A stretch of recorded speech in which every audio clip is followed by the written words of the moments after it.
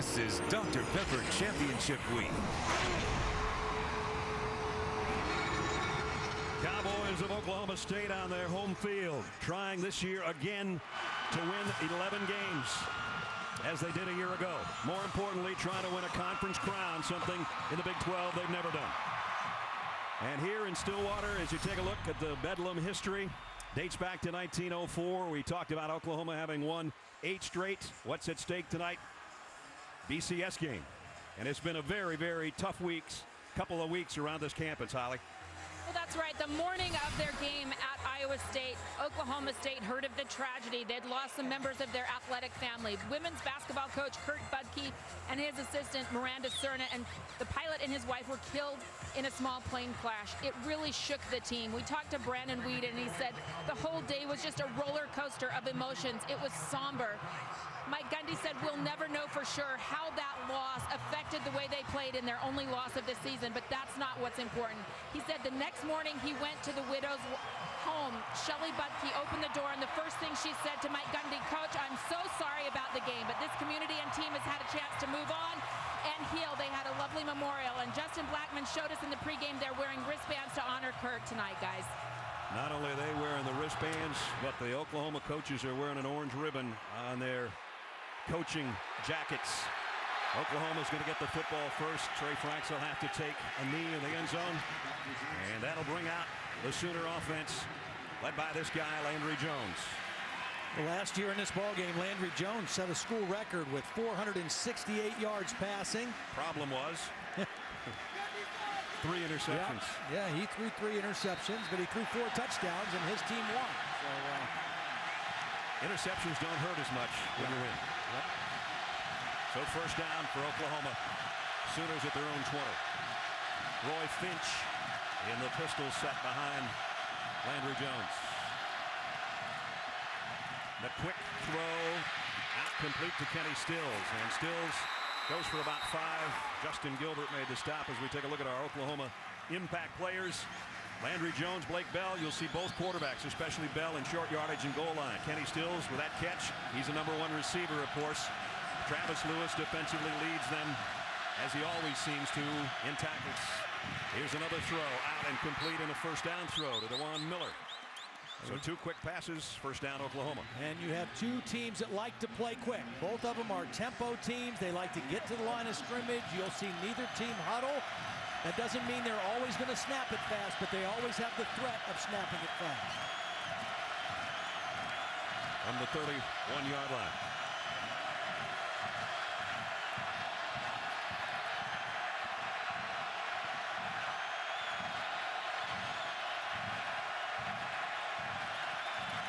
Comes a blitz. Jones got rid of it, but it's incomplete. James Hanna, the tight end, had his hands on it, couldn't hold it. This pass offense for Oklahoma is different without Ryan Broyles, who was the all-time leading receiver in college football, got injured in the Texas A&M game. They still have decent numbers, but it's a different pass offense. Ryan on the sidelines right now. Ryan had his knee surgery about a week and a half ago. 2nd and 10. Pump fake, and now the throw is too high. Intended for Hanna, the tight end again. A couple of errant throws by Landry Jones. A little confusion created by the defense, Bill Young's defense. You don't have to see Landry Jones have to double clutch too often and move his feet when there's no pressure, and he got confused on the last 2 plays. Brings up 3rd and 10. Sooners 43% on their 3rd down conversions on the year. They'll have to earn all of this one. Deep middle, into traffic, broken up, tipped, incomplete. And it was James Thomas back there that got a hand on it. Well, again, coming into the game, nobody has forced more turnovers than Oklahoma State, 37, and they almost got one there. They got the tip, the ball was up in the air, and a very interceptable pass, a lot of coverage there around Hanna. 3 passes aimed at Hanna, and the last one he paid the price after it was tipped and incomplete. He took one right under the chin. Tress Way to punt. Ooh, they got close, but they might have gotten too close. Nope, no flag. No flag, and backpedaling is Josh Cooper. to take the fair catch. 50-yard punt, no return. Way just got this away. Well, they came from outside. They came from inside. Zach Craig was the first guy in, coming on the inside. Very close to getting that punt. Good call, though. They never touched him, I don't think, at all. He hit the turf on his own, just trying to get out of the way. So now Brandon Weeden and the Cowboys work from their 20-yard line.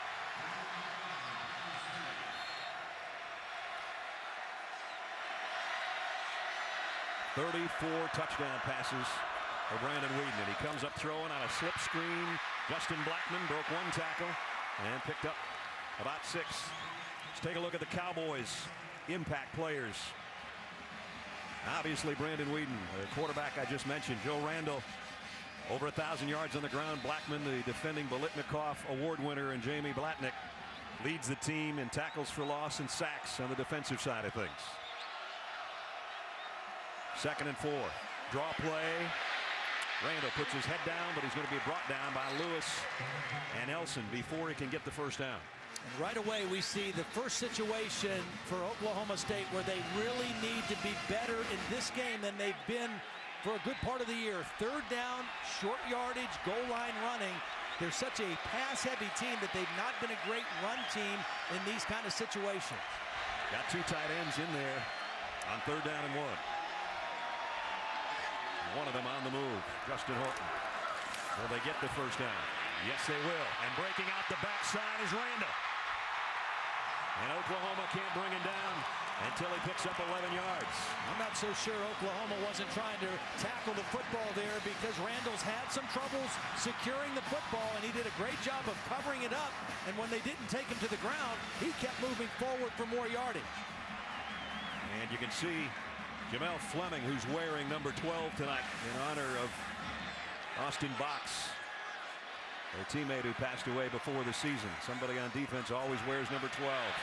Jeremy Smith got the corner, knocked out of bounds. Aaron Colvin, the safety, got over there to put a hit on him, but not before he got 6 yards. There's Jamel Fleming, the senior out of Arlington, Texas. A different defender has worn that number 12 in honor of their teammate all season long. And one thing that Oklahoma's doing different tonight, they're going to keep him on the left side as the left cornerback, thinking that Blackmon would be lined up, but he's been on the left so far. Now here he comes in motion to the right. And they'll hand it off to Randall straight up the middle. And maybe a yard, that's about it. Tom Ort, the middle linebacker, made the hit. Fleming is their best cover corner. And so they wanted to try to match him up with Blackmon as much as possible. And for the most part this season, Blackmon has lined up on the right side of the offensive formation. But so far in the first possession tonight, Blackmon has been on the left every play. Fleming, not only all Big 12 last year, the MVP of the Fiesta Bowl. There's Blackmon to the bottom of your screen, but again, they'll keep it on the ground, and they're going to be knocked down at the line of scrimmage. Jeremy Smith, David King's got them all wrapped up. Again, that is the weakness of this offense right now. Their offensive line is excellent at pass protecting, and they've really done a great job of keeping their quarterback clean, but they've not done a great job of driving people out in short yardage situations when they need to run the football. Short yardage and goal line, coming out from your own area, and late in the game when you want to eat clock. Quinn Sharp would lead the country in punting if he had enough attempts, averaging over 47.5 a kick. Kicks this one away. And it goes out of bounds at about the 27-yard line. 10:46 remaining first quarter. That's where the Sooners and Landry Jones will have it when we come back.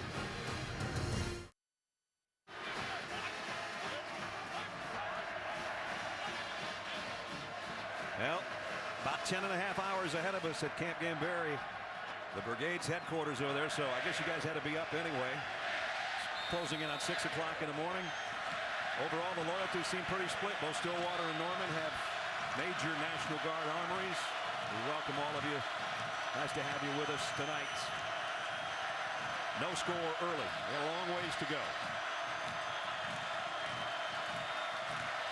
Handoff. Trey Franks trying to get to the corner, and Cowboys won't let him.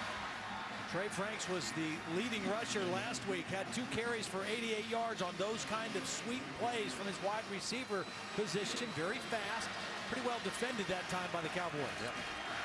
Only got about 4 before Daquan Lowe made the hits. At the 31, second down and 6. Roy Finch, the tailback, hasn't handled it yet. They fake it to him. Jones has got to get rid of it in a hurry because Ricchetti Jones was coming like he was a horse unbridled.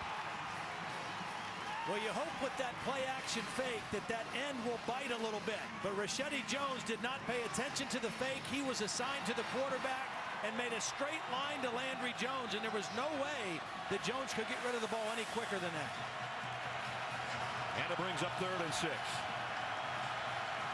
This is where Landry Jones misses Ryan Broyles the most. 3rd down and in the red zone. He's missed his last 4 passes. Pressure again, hit as he throws. He's missed his last 5 passes. Sean Lewis put the hit on him, and he's slow to get up.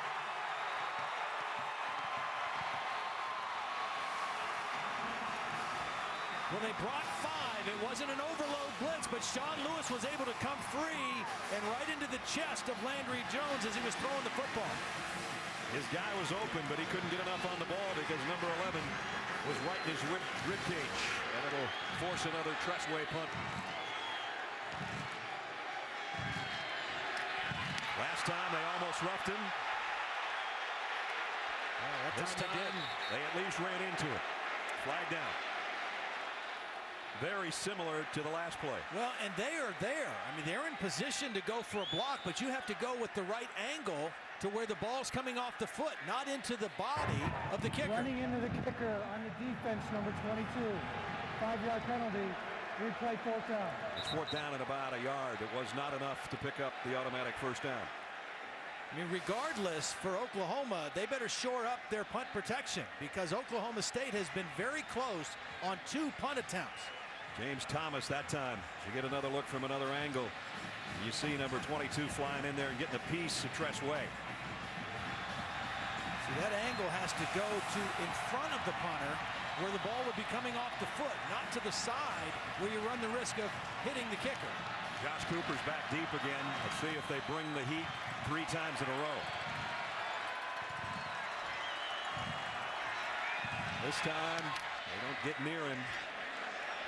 And Cooper's going to have to let it bounce near the 30-yard line. It takes a right-hand turn and will be downed at the 31. Landry Jones has been flustered a little bit in the early going. Cowboys not making it easy on him in the first quarter.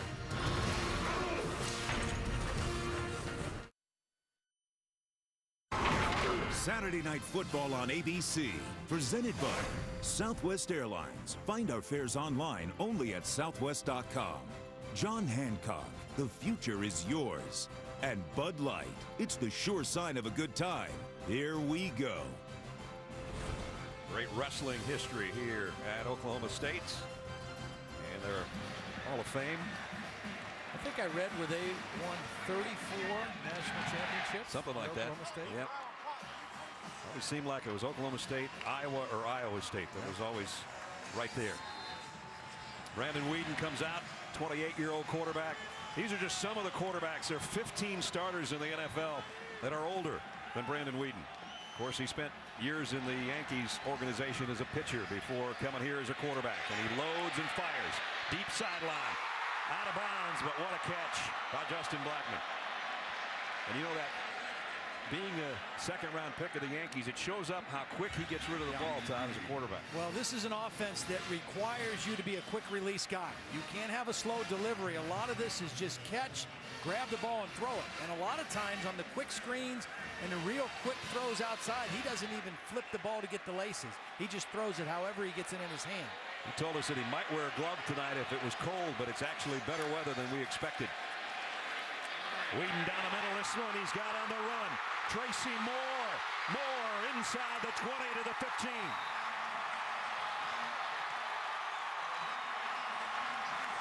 53 yards, Weeden to Moore. Tracy Moore did a great job of creating separation after he pushed upfield on this route. You're going to see him come from the left of the screen. Watch him separate from the defender. That's Ebolia that he separated from, a pretty good coverage guy. Excellent job creating separation before the catch. First down in the red zone for the Cowboys. Randall, right side, diving his way inside the 10. Tony Jefferson knocked him off his pins, but the first true threat of the night's coming from Oklahoma State. And this is where you've got to be careful for Justin Blackmon. Because of his ability to go up and catch the football in traffic and use that strong body, you almost have to throw double coverage at him around the end zone. It's not that he's that tall. He's only 6'1", but as Todd said, he knows how to time his leaps, and he's got extremely strong hands, great hands. Second down and 4. Whedon kind of looks out there at him as Cooper comes in motion. They keep it on the ground, and this is going to be a touchdown. Jeremy Smith.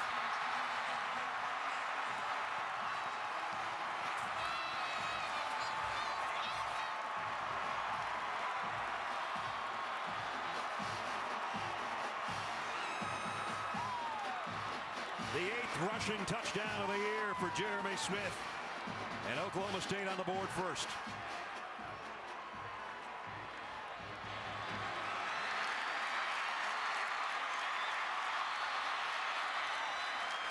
Extra point by Sharp is good. Midway through the first quarter, Cowboys on the board first. Smith scores from 9 yards out, and at home, Oklahoma State 7, Sooners nothing.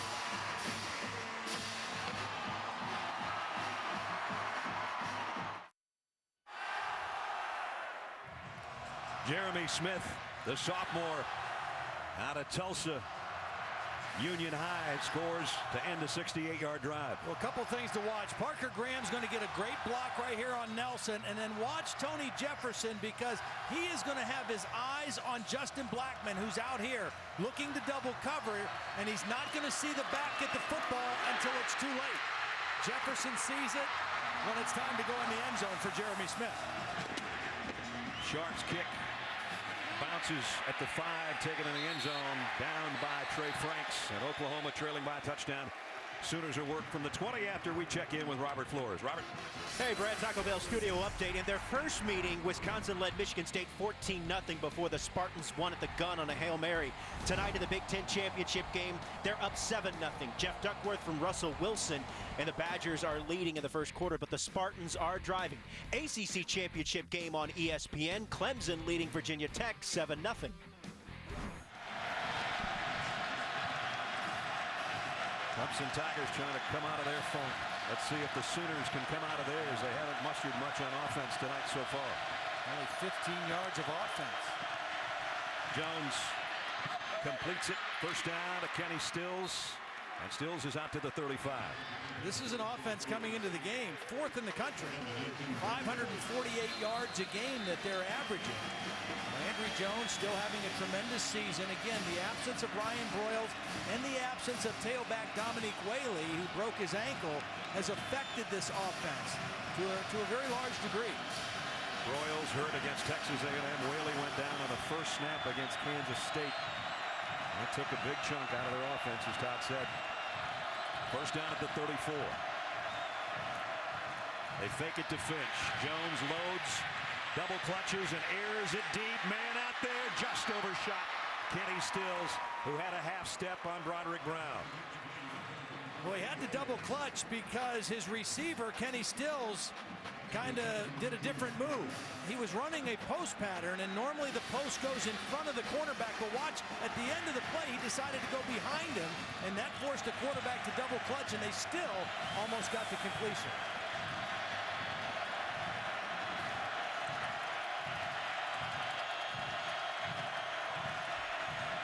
Blitz coming off the corner. Jones is going to flip it out to Finch, and he's hit immediately. Kept on his feet somehow after the hit from Jamie Blatnick.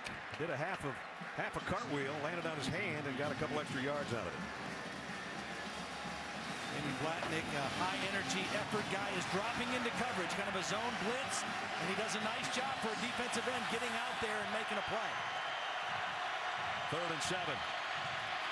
Jones fires near side, complete, first down at midfield. Jazz Reynolds knocked out of bounds, 116 hits the other. Andre May was the guy that was covering, but a pickup of 12, and they'll move the sticks. Jazz Reynolds did not play in the last game against Iowa State. He was suspended for that game. Also had a shoulder injury before that, but he's healthy and back in good graces. Jones without a huddle, throwing far side this time, and DeJuan Miller was thinking about how much he was going to get out of that game, but he forgot to take the football along. First things first.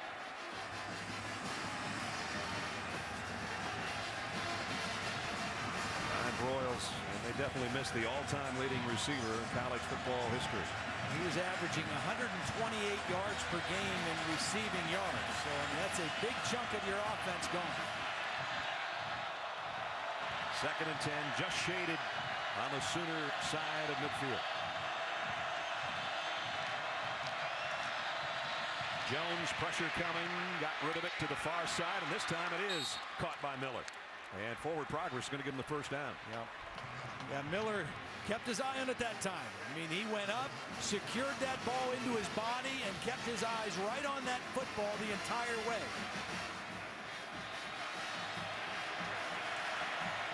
Quickly, Sooners snap it and going deep again to the corner. And it is jump ball between Reynolds and whoever's under him, and I don't know who's got it. The Cowboys do. Broderick Brown outfought Reynolds for the football.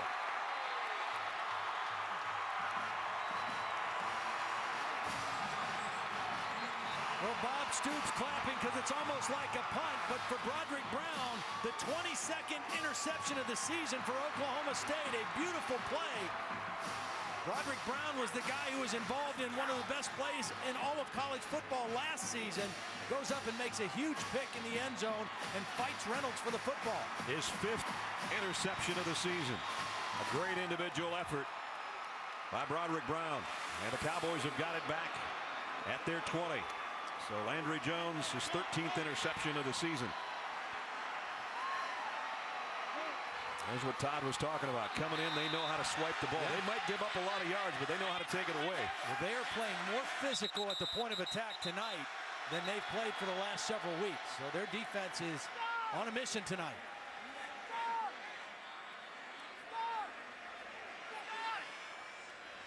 They're going to move it to the other hash mark before the snap.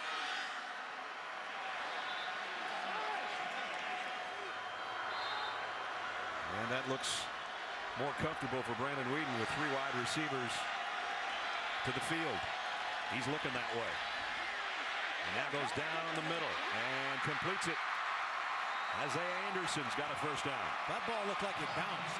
And some of the Oklahoma defenders were calling for that as well. It was a little bit underthrown. Oh, I think he got it. Yep, 19-yard pickup. Excellent concentration by Anderson.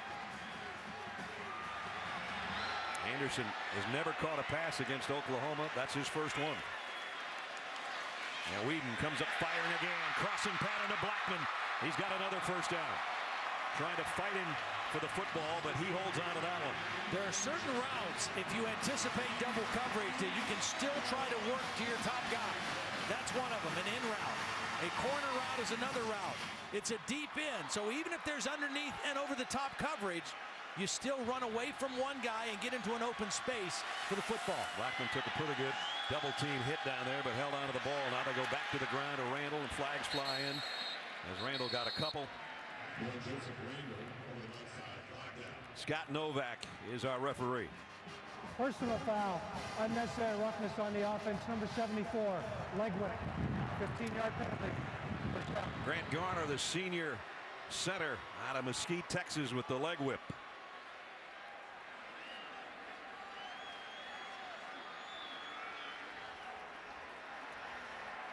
You know, Broderick Brown made that interception in the end zone last year in the Bedlam game, maybe the play of the year. What's going out of bounds is going to save the football back in bounds to his teammate Sean Lewis for an interception. Sean Lewis had 2 interceptions in the game. This one he had to share the credit with Broderick Brown for sure. First and 25. They're trying to throw a screen. They got it out to Randall. He's got one blocker in front. Made one man miss. Cuts back. Flags down again as he goes to midfield.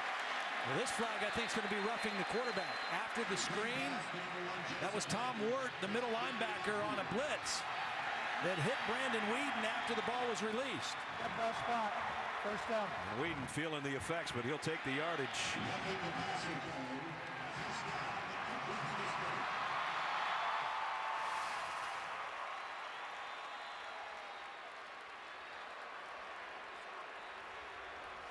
I think the fact that he drove him to the ground at the end of the play is what the referee cited on that. Timing-wise, he pretty much arrived at the departure of the football, but I think, as you said, get the hit, don't try to take him into the turf. They get the first down by penalty. Whedon going to throw to Randall on the other side. And Oklahoma there to meet him. Ebola with the stop. Back-to-back screen plays for Oklahoma State. Todd Monken expecting pressure from this Oklahoma defense. It was interesting when he talked about Oklahoma's defense. They're a very aggressive, competitive coaching staff defensively. They don't like to give you anything. So they're really going to try to come at you and affect your quarterback and take things away. Brandon Whedon hands it off this time to Smith, who's already scored a touchdown, and now he spins his way for a first down at the 22-yard line. Reminder, Reese Davis, Kirk Herbstreit, Craig James will all be along for the All-State BCS selection show tomorrow night. They'll unveil final polls, let you know who's playing in the championship, and then all the bowl games will be unveiled at 9 o'clock. 8:15 and 9 tomorrow night on ESPN. We know these teams are going to bowls. We just don't know where yet. First down, Cowboys. Crossing pattern, Blackman on the run. Heads to the sideline. Picked up 7 or 8 before he's run out of bounds. I'm not so sure that that's a good defensive philosophy right there, allowing Blackman to run across the middle of your defense with nobody around him. There were no white shirts around Justin Blackman as he caught that crossing route. So here they are at the 16-yard line. Brent Venables, the defensive coordinator, trying to slow down the Cowboy offense that has already scored once on the ground. And now they've moved it down to a 2nd down and 3 at the 16. They stay with the ground game. Randall's got a first down. He's at the 11. See, I think that's the key right now for Oklahoma State. They're winning the battle running the football. That's over 50 yards now in the first half, rushing the football to go along with the passing game that coming into the game, best in the league, over 400 yards a game. So it's their ability to have balance on offense right now that has this Oklahoma defense on their heels. In their only loss 2 weeks ago to Iowa State, they only had 60 yards on the ground. And now Whedon off play action, scans the field, goes to the corner, throws this one away. Josh Cooper was the closest man, but there was good coverage by the Sooners. Yeah, good decision that time by Whedon. You know you've got a certain amount of time, and that's it. And you don't want to take a sack because you've got offensive momentum. Throw that thing away. Well, this is the 9th play of the drive. They started this way back at their own 20-yard line. Blackman won't be in on this snap. On a 2nd down and 10. They can get a first down at the 1. Blackman out. Cooper becomes the main guy. Hand off Smith. And they're holding on for dear life as he crossed the 10-yard line. Corey Nelson will bring him down. Travis Lewis was the first guy to get into the backfield and slow down Jeremy Smith. He didn't get the tackle. Nelson got the tackle, but Lewis created the problem. And now on 3rd and 8, Blackman is back in there, and it would be almost impossible to get a first down without getting a touchdown because the first down marker is just inside the 1. Trying to go up by 2 scores here. The Cowboys 3rd down and 8. Whedon throws complete to Blackman, but he's run out of bounds after a pickup of only about a yard. It's a big difference that time on the crossing route. There was somebody right with him. Travis Lewis picked him up right away. Even though it was a completion, it wasn't anywhere near the first down. Quinn Sharp is not only the punter, but the place kicker as well. And he is 17 out of 20 on the year on his field goals. This should be a chip shot, 25 yards.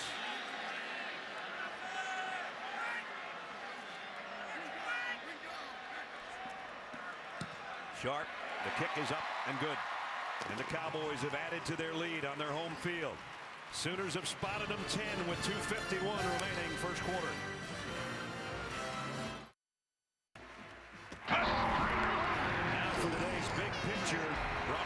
Sony. The big picture from the day, Conference USA, an upset.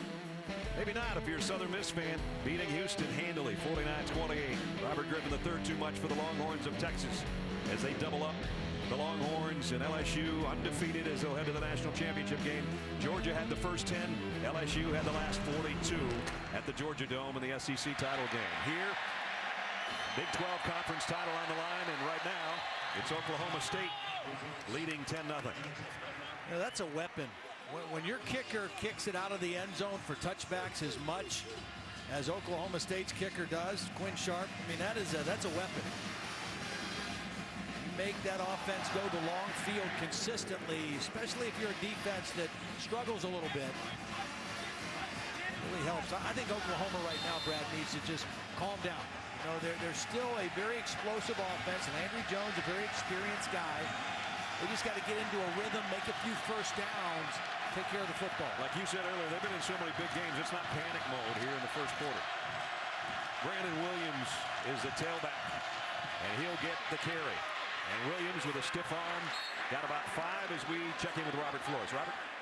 Hey, Brad, update on the ACC Championship game being played right now on ESPN. Virginia Tech's Logan Thomas from D to DJ Coles ties the game at 7. Clemson won the first meeting against Virginia Tech in October, but a much different Hokie team. Right now in the Big Ten, Wisconsin has just gone ahead of Michigan State. Point after pending, they lead 13-7 in Indianapolis. This for the Big 12 conference title, even though it's not the championship game that's been played over the course of several years at a neutral site. The winner of this one does win the conference and a BCS berth. Here's a pass out to Kenny Stills. First down, stiff arms his way out to the 32-yard line. As we look at our conference update brought to you by Dr. Pepper 10. And here's how it looks. Oklahoma State, number 3 in the BCS. Oklahoma, number 10. But by virtue of head-to-head competition, whoever wins this one has a BCS berth. How about Bill Snyder's Kansas State Wildcats? Not bad, huh? 10-2. Millard, the fullback, in motion. The handoff, and stood up and dropped for a loss is Williams. And it was Christian Littlehead who met him head-to-head in the hole.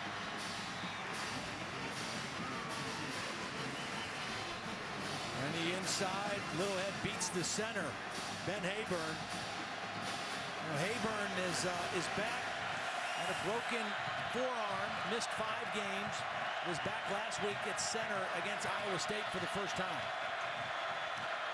2nd and 10. Here comes a blitz. Jones steps in, fires a strike, complete.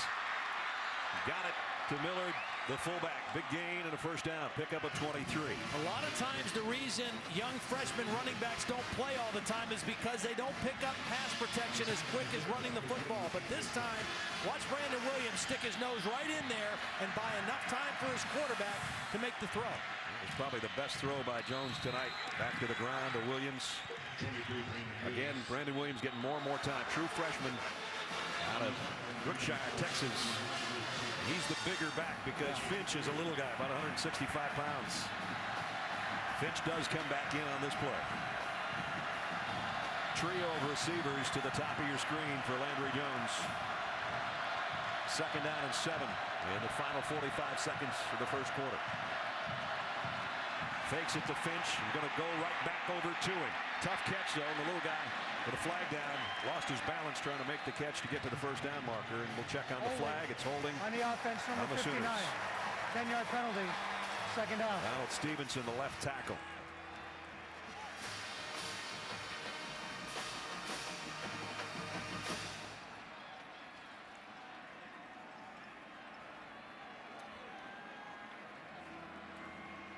Got to see if they're going to take the penalty or not.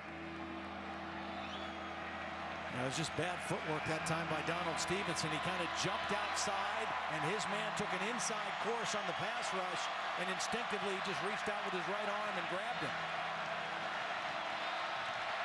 So back at 48-yard line now. You're just thinking about getting half this yardage back on this 2nd down play. You don't have to go for all of it, unless they give it to him. Hannah, the tight end, in motion. Jones pressured. It's a screen in the middle of Finch, and he goes down. A little bit of contact by Alex Elkins, but basically Finch putting the brakes on, took himself to the turf to end the first quarter. A quarter belonging to the Cowboys of Oklahoma State on their home field. They lead 10-0. This presentation of ESPN on ABC College Football presented by Southwest Airlines continues after this message and a word from our ABC stations.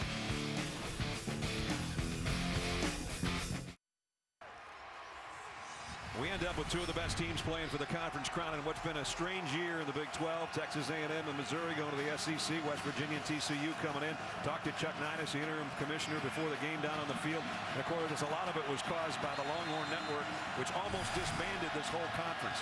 Luckily, we got the two teams that everybody wanted to see play each other playing here tonight in Stillwater. Jones to throw on flags down on 3rd and long. Completes it to Finch, but again, penalty markers on the play. I think Oklahoma State was offsides, which gave them a free play. Jamie Blatnick was the guy who jumped, and so they'll get a retry on 3rd down for shorter yardage needed. Offside on a defense number 50. 5-yard penalty, 3rd down. Blatnick, one of the captains, and he is the guy that causes a lot of havoc, but he got a head start on this one. So the question now for Oklahoma, do you go take the penalty and go 3rd and 8, or do you go 4th and 2 or 3? Obviously they're going to go 3rd and 8. Actually, it's closer to 3rd and 9. Yep. And this is where Ryan Broyles was the security blanket for Landry Jones. Who can step up and be that guy on this play? Cowboys are showing that they might bring more than a 3-man rush. Jones gets his tailback in the right spot. They will bring an extra man. Jones steps up, fires at the last moment into traffic. It's incomplete. It's broken up by Broderick Brown, intended for DeJuan Miller. So Broderick Brown, who had a big play earlier, comes up with another one. Well, they anticipated pressure. They picked up pressure. And it was a good job by Landry Jones moving in the pocket enough to create a throwing lane. And he makes a good throw. I mean, that's a catchable ball. And DeJuan Miller now has missed 2 big-time passes in the first half. Again, 3rd down, middle of the field. Ryan Broyles not there. Somebody else has to step up and make a play for the Sooners. Tressway again set to punt. They've been putting pressure on him all night long. I actually ran into him on one of his punts tonight. This one trying to get it inside the 20. Flags are down. This will be an interesting call here, because if it's defensive holding, it could be an automatic first down for Oklahoma. If it's a holding on one of the gunners, it would be a huge penalty. Basically a change of possession penalty. During the kick, holding number 19 of the receiving team. Penalized from the 20-yard line, 10 yards. First down. Timeout on the field. 14-18. Remaining in the half. Oklahoma State shutting out the Sooners right now. Cowboys pitching a shutout so far here early in the second quarter. As we take a look at tonight's Southwest Airlines playbook. Mr. Blackledge, it's all yours. Well, one of the routes that Justin Blackman runs exceptionally well is the deep in route, and it's also one of the routes that Brandon Whedon throws exceptionally well. He's got great touch on this, in between linebackers, over short linebackers, and it's also a great route to throw if you anticipate double coverage. That's a deadly combination right there, Whedon to Blackman on the deep end. That post-punt holding penalty has put him at the 10-yard line as Randall gets a couple. Corey Nelson on the tackle. We check in with Holly. Well, Justin Blackman grew up in Ardmore, Oklahoma, and the coaching staff here at Oklahoma State said we literally had to drive through Norman to recruit him. But he wasn't a great player in football in high school. He was considered a 3-star recruit. The coaches say, you know, he was little 160 pounds, maybe a little overweight, but he was a terrific basketball player, and that's what Mike Gundy saw. His hand-eye coordination in hoops. They took a chance on him, and guys, he'll go down as one of the greats for the Cowboys. And they have had some greats, that's for sure, here in the last. I thought it was hilarious. Justin said, I wasn't overweight. I was slow, but I wasn't overweight. 160 pounds, it's hard to be overweight. Whedon, and is that caught? No, out of bounds. That was Tracy Moore, who had a big 55-yarder, 53-yarder earlier in the ball game. So third down. This is a big play for the Oklahoma defense. I think they said he was bobbling this. He did a good job trying to drag that foot, but he wasn't able to secure the catch on the sideline. Great effort, though. Oklahoma has not been able to affect Brandon Weeden so far in the football game. A good opportunity here, third and long, deep in his own territory. And they're going to run draw play to Randall. And Lewis has got them all wrapped up, drops him at the line of scrimmage. So the Cowboys are going to have to punt from their own end zone. Well, the leader of that defense, Travis Lewis, he injured his toe in preseason drills. He sat out one game. They thought he might be out 3 or 4. He's played hurt pretty much the whole year. He's never been 100%, but he still has had a very outstanding season for the Oklahoma defense. Sharp didn't have a good first punt. This one's a little bit better. Fair catch taken by Stills at the 45-yard line. 48-yard kick. 12:52 remaining till halftime. See if the Sooners can get it in gear on offense when we come back. Saturday Night Football on ABC, presented by Southwest Airlines. Find our fares online only at southwest.com. Nissan, proud partner of the Heisman Trophy. And IBM, let's build a smarter planet. Visit ibm.com/smarterplanet. Barry Sanders Heisman Trophy here in the facility that is Boone Pickens Stadium. Mr. Pickens put a lot of money into this program, and to say it showed would be an understatement. We've been in a lot of places, Ledge. You and I, Holly, walking around here yesterday. Yeah. It's spectacular. It is. I mean, fine details, you know, and the lighting and the thought and the care that went into the different forms of lighting in this building is spectacular. Well, on the upper level, it's very classy. As you go downstairs, it's a little more for the younger crowd because that's where the players hang out. There's a lot of neon down there, but they didn't miss much putting this place together, that's for sure. Landry Jones, play action throw is complete. It's going to be a first down to Kenny Stills, stretching out as he crossed midfield to the 49-yard line. And that's the guy I think that has to step up and make some big plays for the Sooners. Kenny Stills, he's capable. 52 catches coming into the night, 8 touchdowns. He was the good complement to Ryan Broyles, and Stills is going to have to step up and make some big chunk yardage plays for Landry Jones. He's got 4 catches, but not any big chunks so far. 38 yards receiving. First down, though. And here's Finch. And the little guy trying to hide behind his lineman does a nice job of it to get to the 44-yard line. You know, coming into this ball game, let's not forget Oklahoma State defensively was ranked 107th in the country, giving up almost 454 yards per game. And they have done a great job so far in the first half of slowing down this Sooner offense, not just keeping them scoreless, but not giving up many yards as well. Again, the pistol set's got Finch behind Jones on 2nd and 5. Blitz coming, the throw's out in the flat. Trey Franks lost his balance, went down on his own. Roderick Brown was the closest guy. Mike Gundy told us yesterday, he said, I don't care what you say, we're not the 107th defense in the country. For one thing, they score so fast that their defense is out there a lot. But you can look at it the other way and say, well, get the other team off the field. Get them off the field on 3rd down, and they're doing that tonight. And here's another big 3rd down play. Let's see if they can get them off the field again. 3rd and 7 for the Sooners.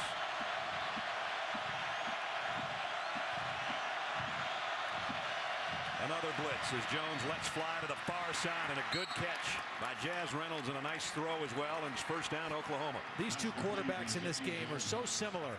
They both have big league arms. I mean, that's a throw from the left hash to the right sideline on a rope. Perfect timing, perfect spot for the ball outside. Very difficult, if not impossible, to defend when the throw is that good.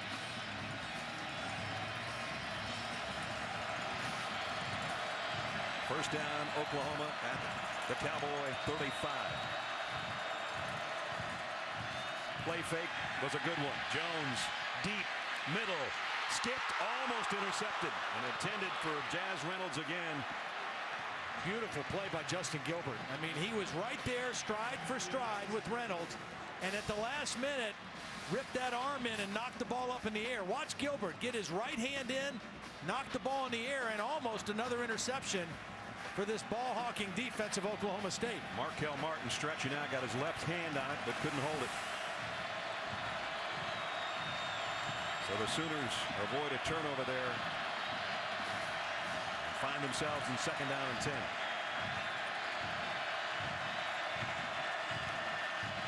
Quick throw. Oh, hello. Sean Lewis on Trey Franks. Sean Lewis read that so quickly, he just ripped right through the block, or the attempted block by James Hanna, the tight end. Hanna's a bigger guy, but this is a game of leverage. And Sean Lewis was under the block and ran right through him to the ball carrier. Lewis last year had 12 tackles and 2 interceptions. We showed you one of them. One of them went 52 yards for a touchdown last year against Oklahoma. He's making his presence felt again tonight. 3rd and 14, and it's getting loud in here.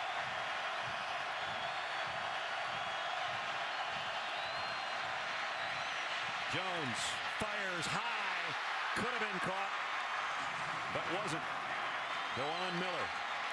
3-man rush by Oklahoma State. They've been pressuring a lot. That time they chose to drop 8. And Landry Jones, this is not a great throw. It's high and behind. I mean, DeJuan Miller has missed some catchable balls. This is not a good throw by Landry Jones on an open receiver. Still got to make that catch. Tressway's got to punt it again.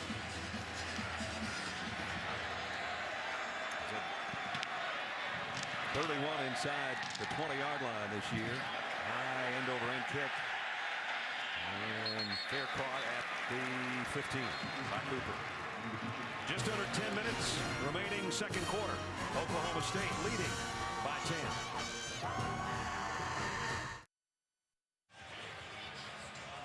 Sooners have yet to score. Oklahoma State leading 10-0. 9:55 remaining in the 2nd quarter. As we take a look at our Pacific Life game summary, after Brandon Whedon hit Tracy Moore on a 53-yard pass, was Jeremy Smith from 9 yards out, capping a 68-yard march. 7-0. Sooners were driving, then Brandon Brown, interception in the end zone. That ended up leading to a Quinn Sharp 25-yard field goal. And that's where we are, 10-0. Cowboys in front, and they've got the ball at their own 15-yard line.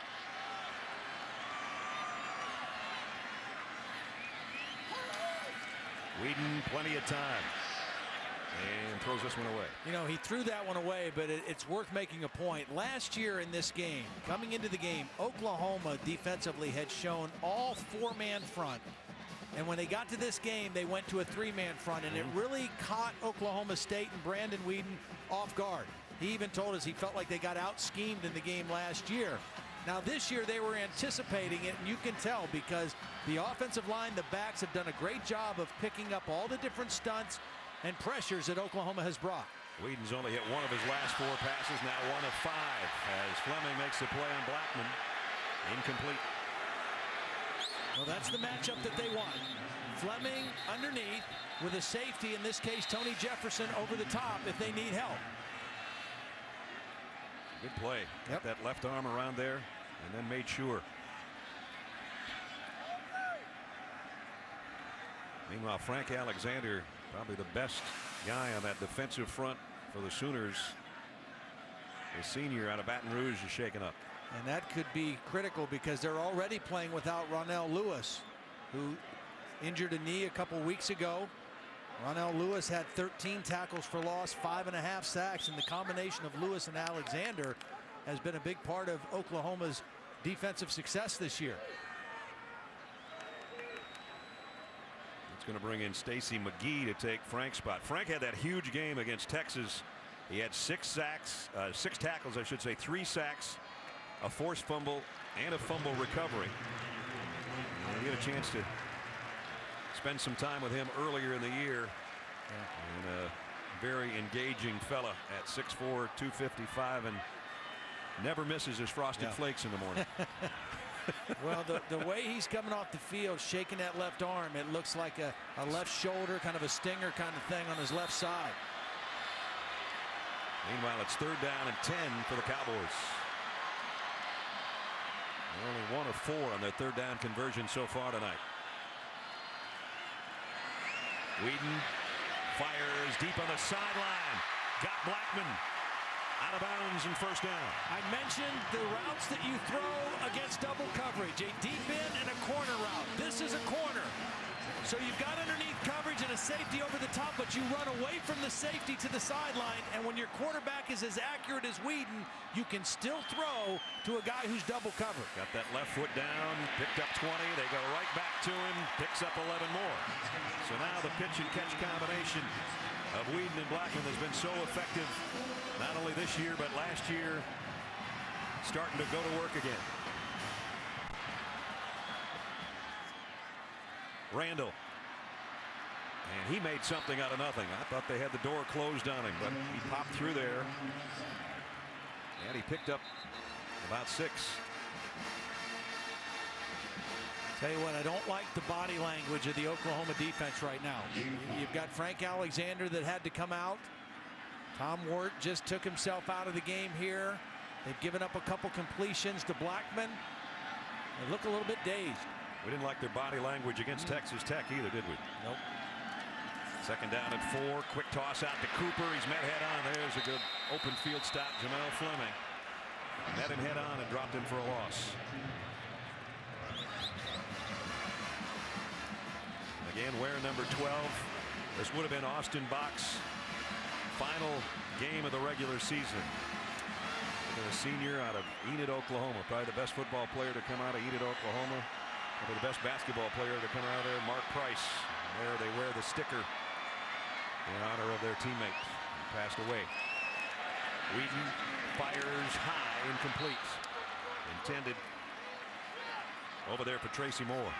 Well, DeMontre Hurst was in position to make a play, and it looked like he just went to knock the ball down. If he'd have gone with 2 hands, he might have been able to get an interception here. Brandon Whedon kind of threw this one up for grabs. So Quinn Sharp. Punting hasn't been that great tonight. It had been coming into the game. This one's a mile in the air, but not very deep again. Fair catch taken at the 21-yard line by Kenny Stills as we check in with Holly Rowe. Hal? Well, we see the number 12 on the field tonight, Jamel Fleming. They've rotated that number, as we talked about, all season long, so they could remember Austin Bach's. Guys, tonight they did hang his jersey here in the Stillwater locker room. They want him with him. They want the memory of him to keep strong in their minds. And guys, they bring this helmet to the practice field all season long. Different guys have worn that jersey, and they say that they have a special pride when they wear it, that they want to represent the passion and the emotion that he played with. And guys, it's definitely with them here in Stillwater tonight. We still talk to these kids and the coaches, and they get very emotional talking about Austin Bach. You might say Landry Jones wears number 12 every week. Well, he went to Austin's parents and said, I'll change numbers if you want me to. They said, no, we want you to wear number 12 on the offensive side of the ball. And here is number 12 offensively down the middle, completing it to Trey Franks. Pickup of about 8 with 8 minutes remaining in the quarter. You know, the feel of this game is that Oklahoma State is dominating the game, but they're only up by 10. So a touchdown here for Oklahoma before the half puts them right back in the football game. And Finch has got a first down out to the 35. And they just haven't quite got on track offensively. They've not gotten any big chunk plays, any deep crossing routes or deep vertical routes, but they are very much in this football game.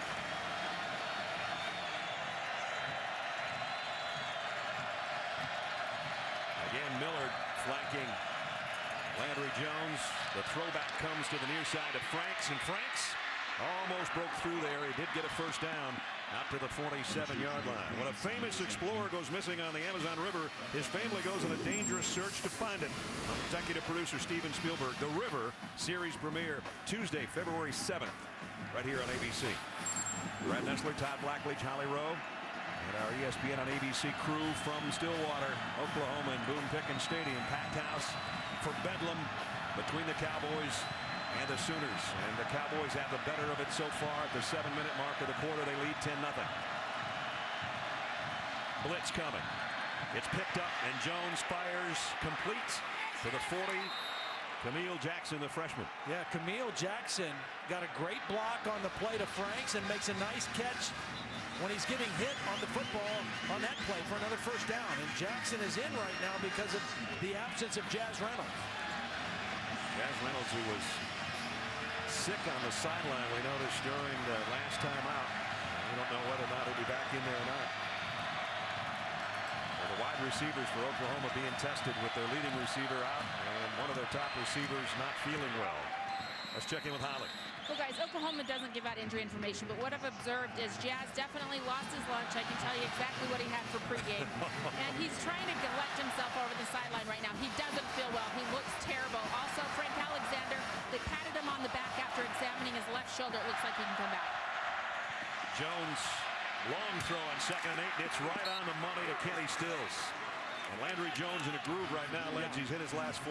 Yeah, again, this is a tempo offense, a rhythm pass offense, and Landry Jones shows that arm strength again. The deep out route with not much air under the football, very difficult to defend. Todd McShay, our draft expert, has Andrew Luck as the #1 quarterback. Matt Barkley, if he comes out, as #2. They've got Landry Jones in that top 3 or 4. Yeah, he's listed as 3. Robert Griffin III also listed in that top 5. The kid from Baylor.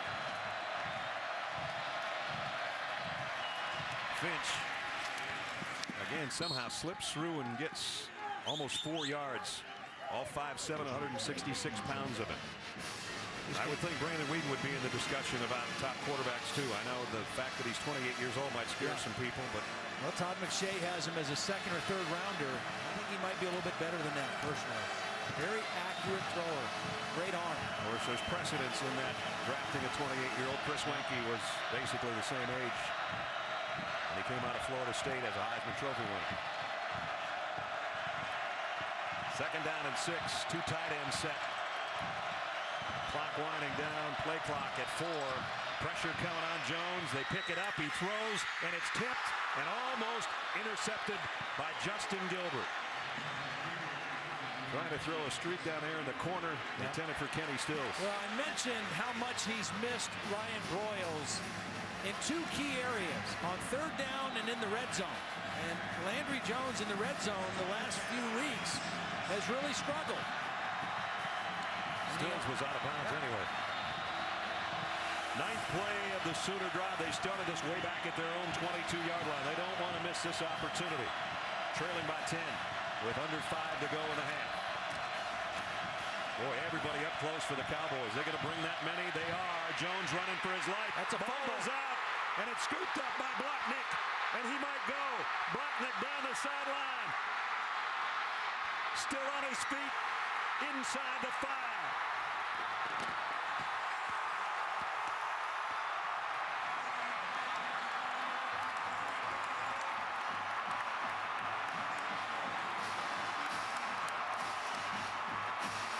A 59-yard fumble return, and the Cowboys are at the 1-yard line.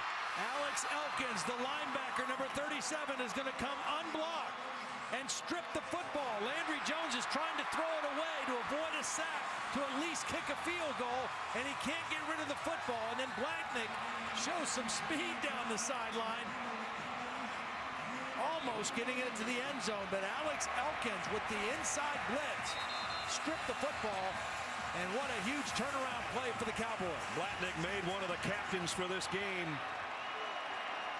showing why. Having a great first half, and he set up the offense at the Sooner 1-yard line. What a turnaround. Momentum for Oklahoma.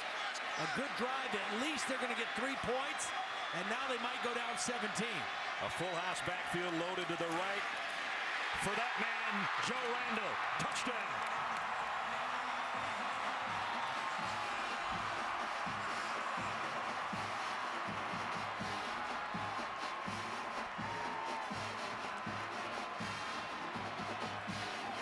Joseph Randall's 22nd rushing touchdown of the year.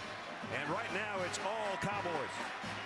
Well, they overloaded the side. Staley and Paulson, the 2 fullbacks in, clearing the way. 17-0. OSU.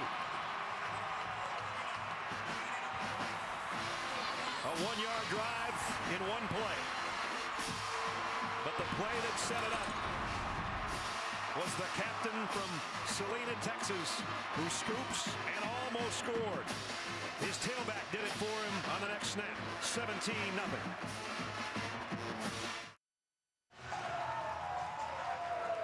The reaction in Ganbari, Afghanistan, the brigade headquarters for a lot of the National Guardsmen from Oklahoma, and obviously Cowboy fans cheering, Sooner fans unhappy. 17-0.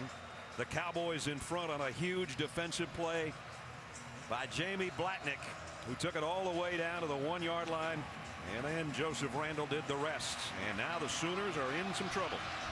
You know, when Mike Gundy said to us yesterday, I don't care, we're not the 107th defense. I wasn't sure I believed him, but tonight, boy, they sure have proven it. Sooners have had 6 possessions, 4 punts, and a couple of turnovers.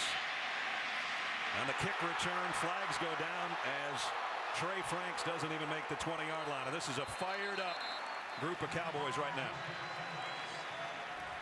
During a return, holding. 27.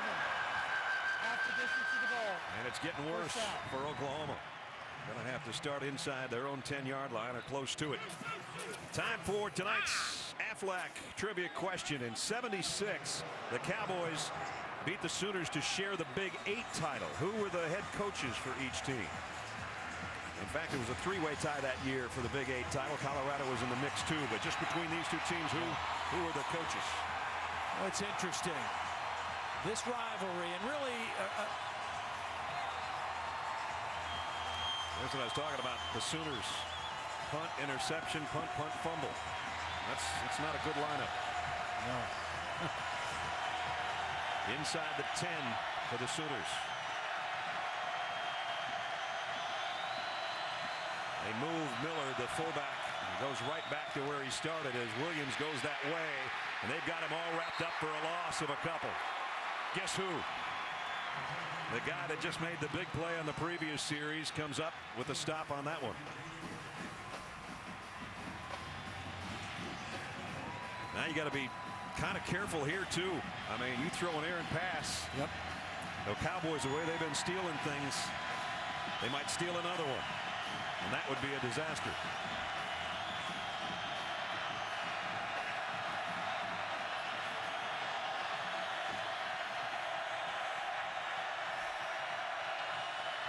They fake the draw.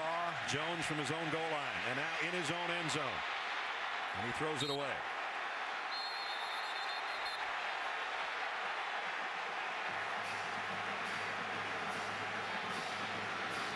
Oklahoma looks all out of sorts. Left tackle Donald Stevenson getting into a little scrape at the end of the play with Ricchetti Jones. And, you know, when things are going like this, you kind of lose your focus. The helmet comes off. And at this point, Donald Stevenson, I mean, he turns it into a one-on-one deal, and Landry Jones has to throw the football away. 3rd and 11. Jones again in his own end zone. Fires down the middle, high and incomplete. Intended for hand of the tight end. And now the Sooners a quick 3 and out, and they're going to have to kick with their punter backed up to his own end line. Well, it's pretty easy to answer the question, which defense has been able to affect the opposing quarterback the most? Hands down, Oklahoma State has affected Landry Jones much more than the Sooners have gotten to Brandon Weeden. Remember, this group of Cowboys has really gotten in Tressway's way trying to punt tonight. Let's see if they bring the heat on him again. They did, but he got it out of there. And Cooper on a fair catch. Great field position for the Cowboys with all their timeouts remaining and 3:36 left in the quarter as we check in and we get an update from Robert Flores. All right, Brad, check out in the Big Ten championship game, Michigan State and Wisconsin. Keith Nickel, the guy that caught the Hail Mary in the first game between these two, the little flip to B.J. Cunningham, who scores. They went for 2 and got it. Spartans leading by just 1 over the Badgers in Indianapolis. A good one there and a lopsided one right now, and it could get worse. 17-0 Cowboys. They've got it. The Sooner 43 after the punt, and now some motion. Parker Graham might have been the false start. Number 71. 5-yard penalty. First down. And it was indeed a false start. A little bit earlier, we asked you tonight's trivia question. It was 76. Cowboys beat the Sooners, sharing the Big 8 title. Who were the head coaches for each team? Barry Switzer for the Sooners and Jim Stanley for Oklahoma State. Jim's 76 now, living in Chandler, Arizona. He is fighting cancer. He was part of the Junction Boys back in 1956 at A&M. And Jim, we just want to wish you the best with your battle. Right now, Oklahoma State is winning the battle by big margin, trying to add to it, but a nice play by Demontre Hurst to break up that pass to Josh Cooper. Actually, that was a pretty good play by Josh Cooper to break up an interception, too. You could go either way on that because the ball was kind of thrown into traffic, and Hurst had a shot at it, and Cooper did a nice job of turning from offense to defense as well. Right now, the Sooners would just like to come up with a stop. Inside handoff, look out, Randall! Tripped up. Tony Jefferson saved a touchdown. But a 32-yard run by Joseph Randall.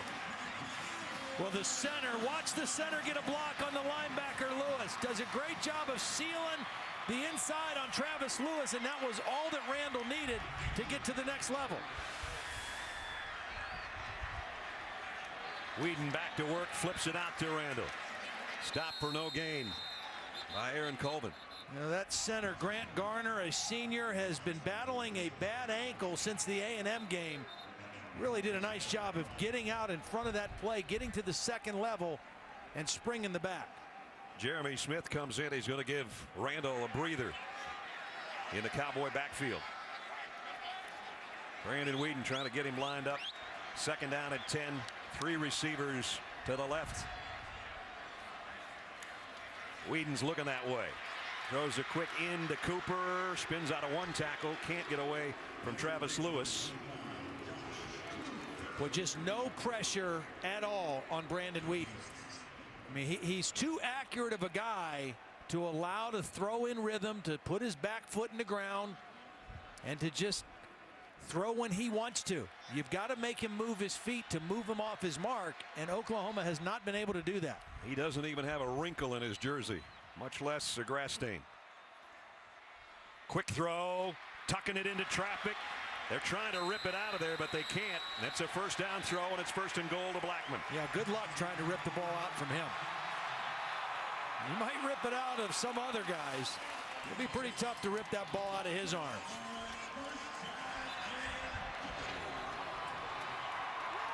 Now the Cowboys threatening again. 1st and goal at the 5.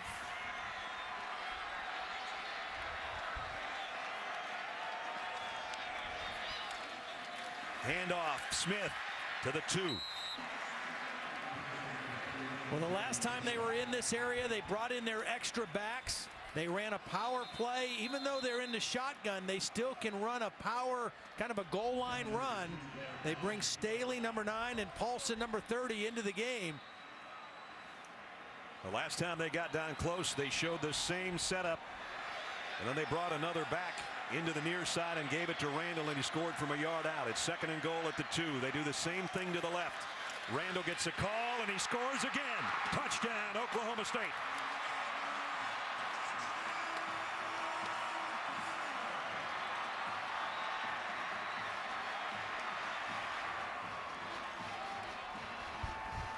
Well, that was great blocking by the center Garner, the right guard Lane Taylor. Both of those extra backs got in there. Lane Taylor, the right guard, just wiped out half of the defensive front. 24-0.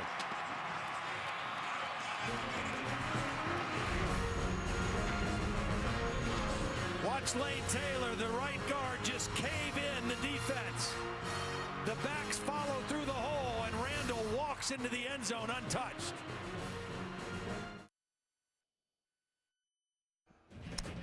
Welcome to the studio. I'm John Saunders. Coming up on the Capital One Halftime Report, I'll be joined by Jesse Palmer as we talk about the SEC Championship game won by LSU. Robert Griffin III Did he pick up a few more Heisman votes? Plus, championship games in the ACC and the Big Ten. All coming up on the Capital One Halftime Report.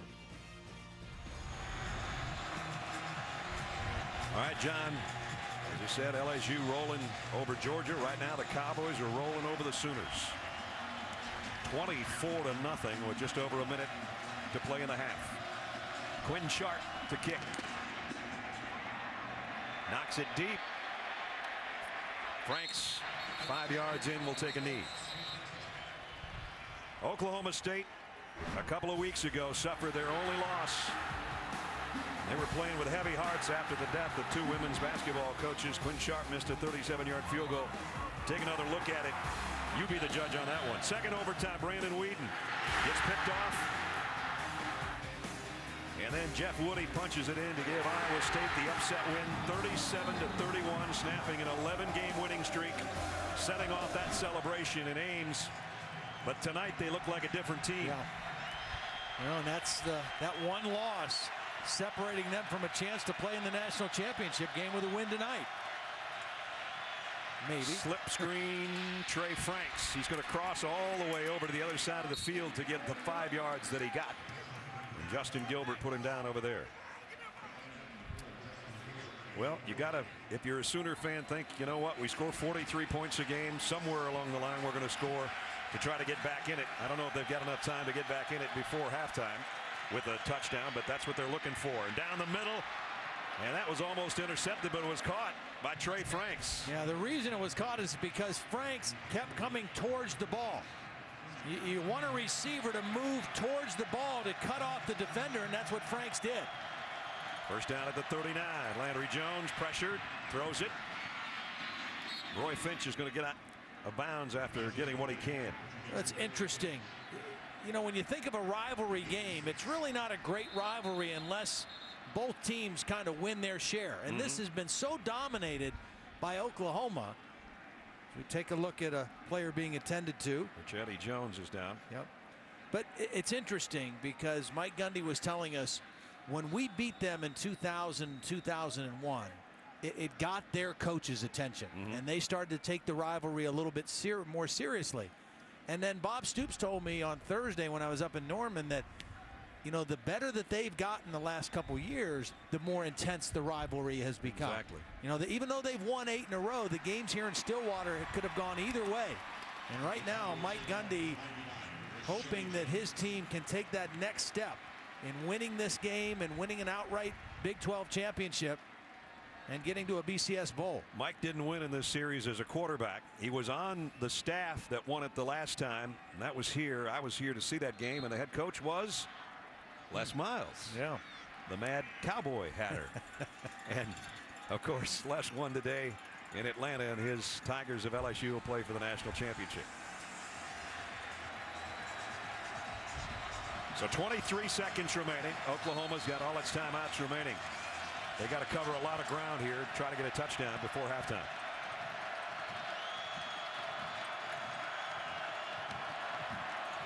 Pressure coming off the corner.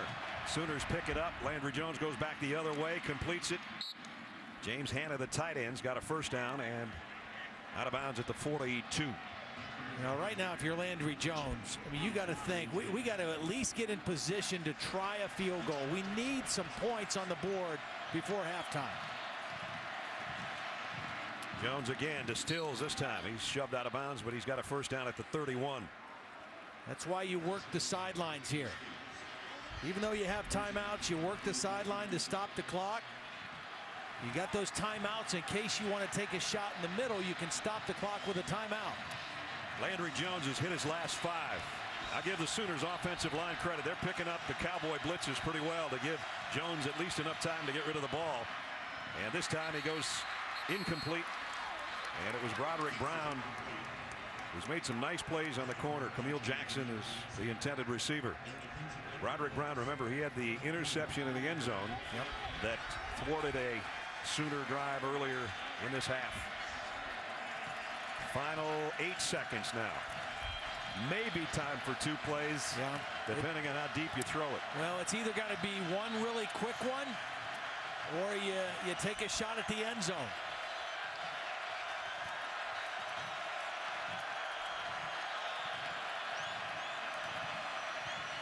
It's going to be the quick one, and it's over the head of Camille Jackson, and now they'll have one deep throw. Kenny Stills has been the #1 target tonight for Landry Jones. See, they wanted one more completion just to make this a little better, easier attempt. They got to get points. I mean, that's what Bob Stoops is saying. We got to have something that we can hang our hat in when we go to the locker room to give us some kind of momentum to come out and play the second half. Honeycutt is hit from 53 this year, so this is in his range from 48. And it hit the right upright, and it went through. Wow, that was a lucky ricochet. But like Todd said, take anything you can get right now. If that's momentum, I don't know. A 48-yard field goal. Michael Honeycutt, and he couldn't have cut it any closer than right here as it skims off the upright and in as we check in with Holly. Well, Coach, your defense has been maligned at times this season, but what would you say they've done to be so disruptive in this first half? Well, they've been very active. They're running the ball really well, and they're getting their hands on some of those passes down the field, so we just got to keep it up. Your running game really helped set a momentum early. How were you able to do that? Well, we worked hard on running the football the last couple of weeks. We need to continue to run the ball in the second half. We know they can come back. They've got firepower. What do you have to do in the second half not to let up? Well, our kids are prepared, and they'll play hard. They got to come out and keep executing in all 3 phases. Thanks, Coach. Trying to snap an 8-game losing streak to the Sooners and make a BCS game as Big 12 champions. They're halfway there, 24-3 as we go to John Saunders in our studio for the Capital One halftime report. John?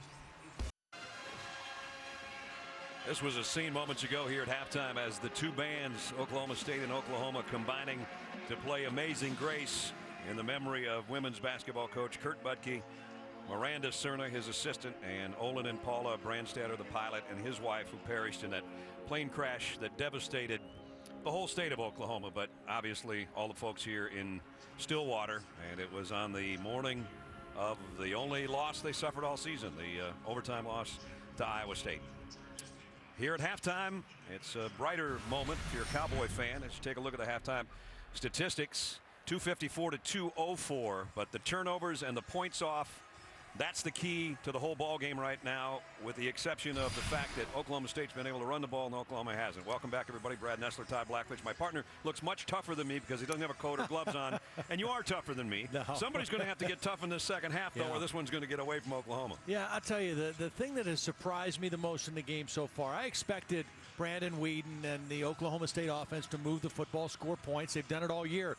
But the Oklahoma State defense has played better than I ever anticipated. Yeah. Now, they've stopped Oklahoma. They've forced them off the field on 3rd down. And they've done what they've done all year, which is forced turnovers. They're 38th and 39th forced turnover of the season. I almost kidded around about the coach because it's dropped several degrees and the wind has really picked up, and it could be a factor for sure in the second half. That ball bobbled at the 1. Justin Gilbert will go back and take a knee as we check in with Holly Rowe. Well, checking in with Oklahoma coach Bob Stoops at the half, obviously he's frustrated. He said his defense hasn't been playing good run defense. Their linebackers have gotten out of some of their gaps, and they've just missed tackles. But more importantly, he's frustrated with his offense. He said penalties and drop passes, particularly on the plus side of the 50-yard line, have killed him. He said, we're moving the ball. We just have made so many mistakes. We haven't put points on the board. He said with 4 minutes left in the first quarter, it was 10-0. We thought we could handle that, but things just slipped away. Well, Bob Stoops has won 8 straight. 10-2 overall against the Cowboys. They would love to get a stop to open up the 3rd quarter. Brandon Whedon wants points down the middle. Overshot. Tracy Moore, who he hit on a 53-yarder in the first quarter of this game. But you always want to see a 3 and out if you're trailing from your defense on the first series of the 3rd. Well, they got the points right before they went to the locker room, barely. Now they need their defense to step up. Justin Blackman, they flip it to him on a sweep, and Blackman's got a first down. So just an underhand toss to his #1 receiver this time from Whedon. Yeah, they use that motion. They don't often use it with Blackman, and I think it kind of fooled the Oklahoma defense. He's not the fastest receiver, but he got out there with a lot of green grass in front of him. So first down at the 33 for the Cowboys. And that's Cooper on the move.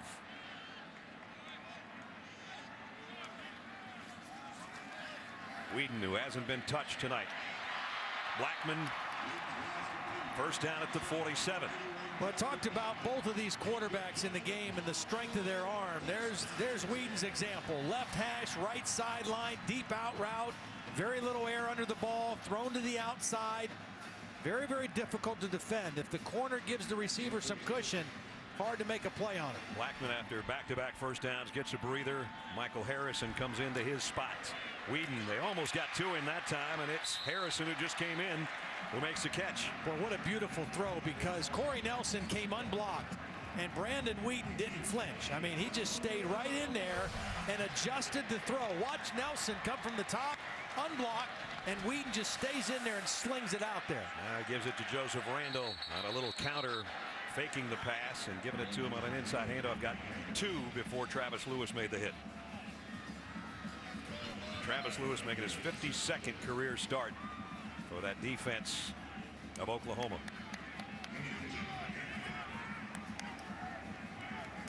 As Todd said, been playing with a bad foot, a broken toe all year long. That thing won't heal until probably about late February, if he's lucky, after the bowl games. Whedon on a bootleg, going deep. Flags are down. Blackman trying to stay with the ball. Jamel Fleming was covering.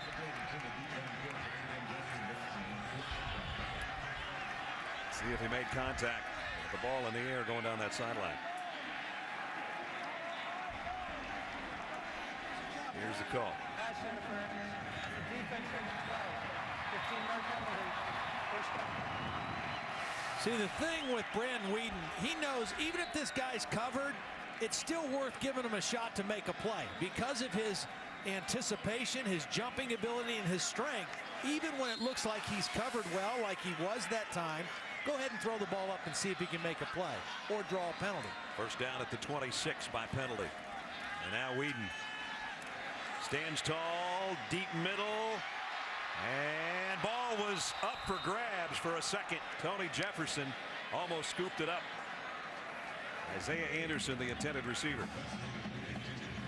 Boy, talk about one that got away. The Oklahoma Sooners could ever use a turnover to be right now and stop this drive.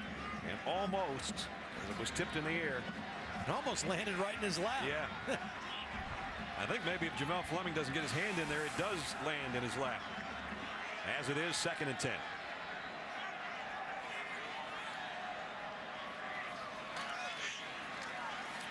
Whedon flares it out.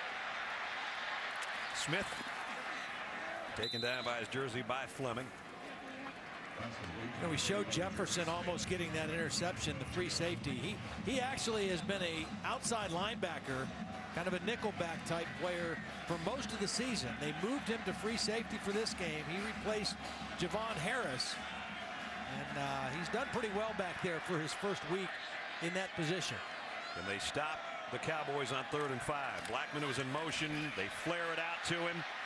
He's not going to get to the sticks. Pushed out of bounds after a yard gain by Colvin. So that's a victory of sorts for the Sooners defense. Unless the Cowboys go for this thing, I don't think they're going to. I got to think they're going to bring out the field goal unit. You mentioned the wind. They're kicking with the wind, it appears, right now on this kick. But when this game started, the flag was dead still. I remember talking to Bob Stoops on the field, saying we got a perfect night. Yep. No wind at all, and it is increasingly gotten windier and colder. Sharp will try a 37-yard field goal. He hit a short one earlier in the ball game. The kick out of the way, and it is perfect. 3 more for Oklahoma State, but it could have been worse if you're a Sooner fan. They hold him to a field goal. 12:02 to go, 3rd quarter.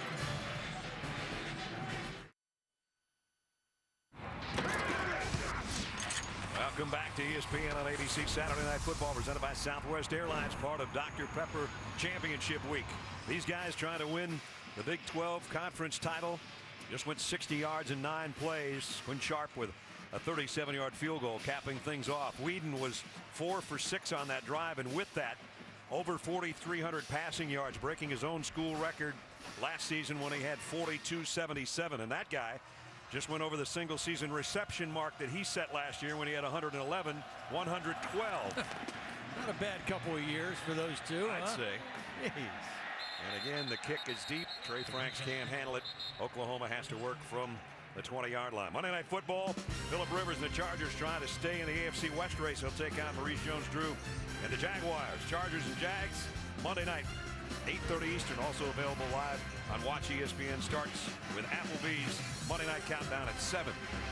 It's interesting. Todd Monken, the offensive coordinator for Oklahoma State, spent 4 years with the Jacksonville Jaguars. And when he talks about being around Brandon Weeden, he says with his age and maturity, it's like being around an NFL guy. He's a very bright guy, studies the game, loves the game. Very familiar to him, like working with NFL quarterbacks. Landry Jones fanned one, lost the handle. Oklahoma State, if it's not a pass, it's a touchdown. Rachetti Jones, and it looks like it indeed is another Cowboy score. Well, his hand and arm was definitely coming forward. The question is, did the ball come out before? I think it did. I think the ball came out as it was going back. The arm came forward without the football, and I think that's going to stand as a fumble. They'll take a look at this one, obviously. But after fumbling earlier and having Blatnick go all the way down to the 1-yard line, another disastrous turnover, if indeed it is, for Oklahoma. You know, you mentioned the weather getting colder. And what happens to a football when it gets colder is it gets slicker. It gets harder to hang on to. It's not wet, but it's dry and cold, and that football gets cold, hard, and slippery. He wanted to get rid of it as fast as he could. Jones was right in his face. And again, as Todd said, the arm came forward, but the ball appeared to go backward. The ruling on the field is confirmed. Touchdown. Wow. It is blowing up in the face of the Sooners right now.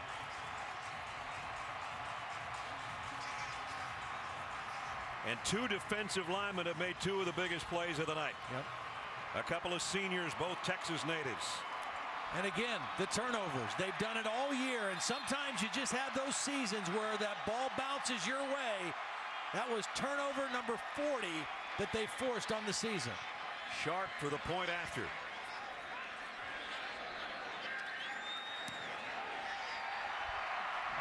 Boy, they are enjoying it right now at Boone Pickens Stadium. At least everybody that's decked in orange and black. Another disastrous turnover.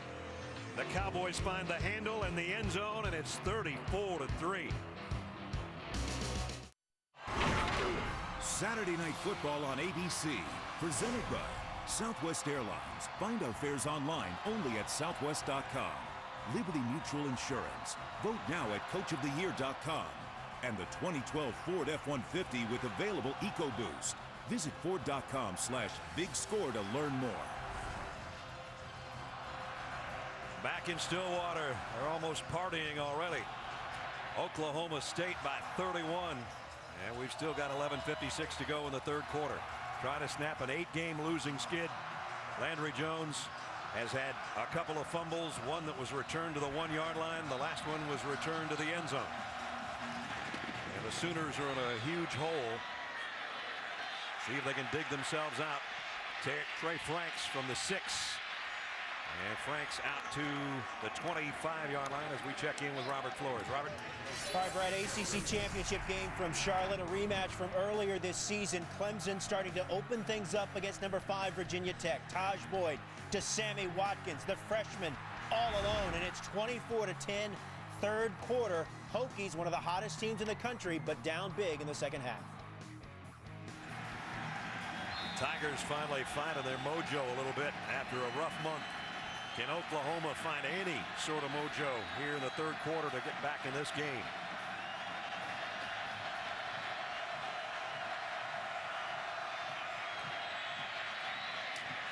On the ground, Finch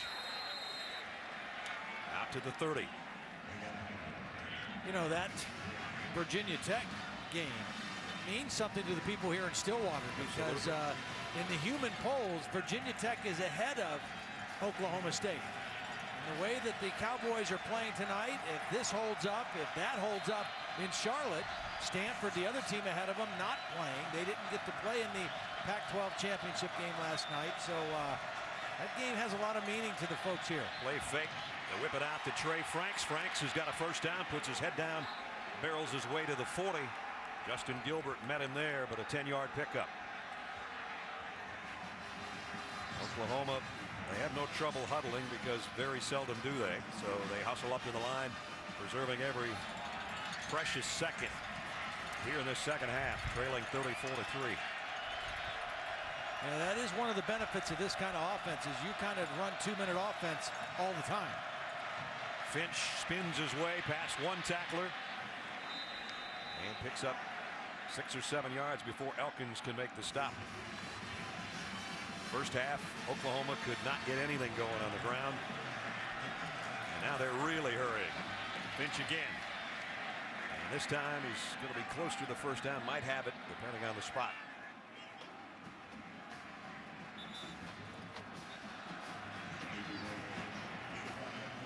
Doesn't take long for either one of these teams to put points on the board.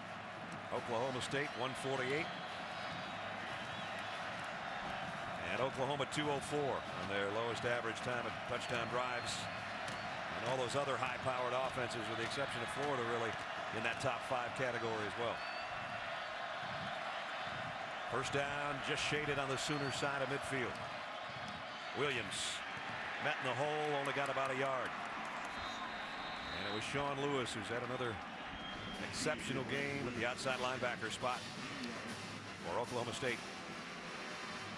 I tell you, I think the week off that Oklahoma State had really benefited them in a lot of ways. I mean, they're a very fresh-looking football team tonight defensively. Got a lot of speed, a lot of jump in their step tonight. Offensively, their running game has been much better than it's been the last few weeks. Jones throws on the run, completes it, or did he? Millard, did he trap it? The official is going to give him the catch.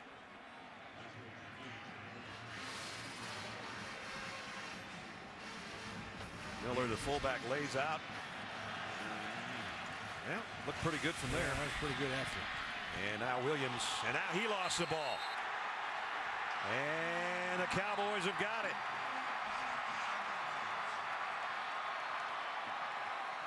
Levy made the hit. Well, one of the things that we said for Oklahoma State to have a chance to win, one of their keys was to win the turnover battle. And that's 4. That makes it 4-0. That's winning it. Winning it big. There's Levy with a hit right on the ball. And Collins, 98, is going to be the guy that comes in at the back of the play and finds the football. The wheels are falling off the Boomer Schooner right now.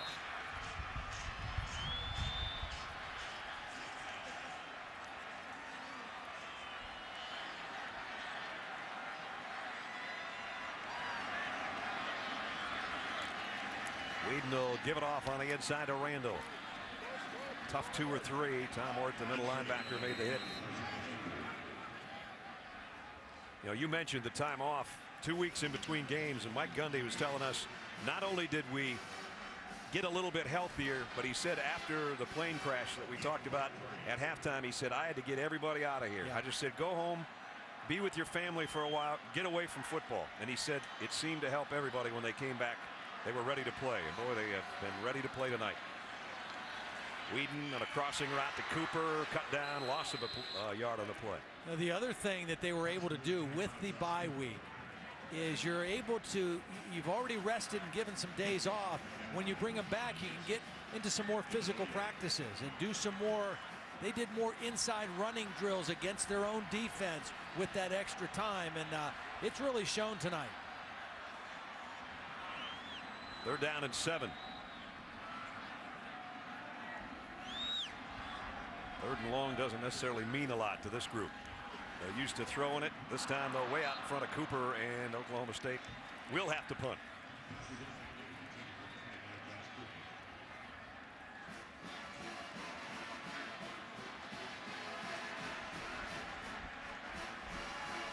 Just under 8 minutes now remaining third quarter, and Quinn Sharp set to kick. Kenny Stills waits on the other end. That's another thing Ryan Broyles did exceptionally well. Returning punts for the Sooners. Well, Stills backpedaled, misplayed it a little bit, had to let it go, and now it's going to roll down inside the 10. So an excellent kick, good coverage. Landry Jones has had a very, very rough night. He'll try to turn it around a little bit when we return.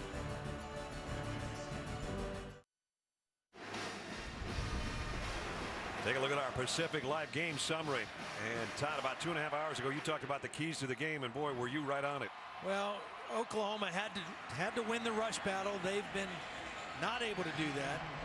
They've had to try to affect Brandon Weeden. They haven't done that. And Oklahoma State, on the other hand, has done exactly what they needed to do: win turnovers and take care of their quarterback. And it's been a very clean performance for the Cowboys. Sooners inside their own 10. Brennan Clay is in their backfield right now, and he'll get the carry. Trying to get to the edge, and he's not going to get anywhere near it.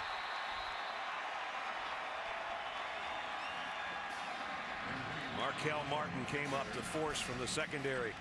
Again, this is a different look at Oklahoma State defense than they've shown this year. Again, 107th in the country in total defense coming into the game. 102nd in pass defense coming into the game. They have been all over the place tonight. Jones from his own goal line flares it out. Clay gets out across the 10. Bill Young has got to be smiling right now, the defensive coordinator of the Cowboys, as they have been kind of maligned this year. And not only that, but Bill's been part of Bedlam on both sides. He was an assistant coach at Oklahoma back in the day too. So right now his defense is playing lights out. Let's check in with Holly. Well, guys, all through the Oklahoma State football complex yesterday, we saw signs that were posted up that said "Countdown to Greatness 9." We asked, what does that mean? And it's the takeaways. They're trying to set the NCAA record for takeaways in a season. With 4 tonight, guys, they're almost halfway there. Counting the bowl game, they might make it. But this game's played out just like their season. They've given up a lot of yards, but the takeaways have been the difference. Exactly. 3rd and 7 with 7 to go in the third quarter. Blitz coming on Jones, and it's going to get him. Zach Craig from his safety spot.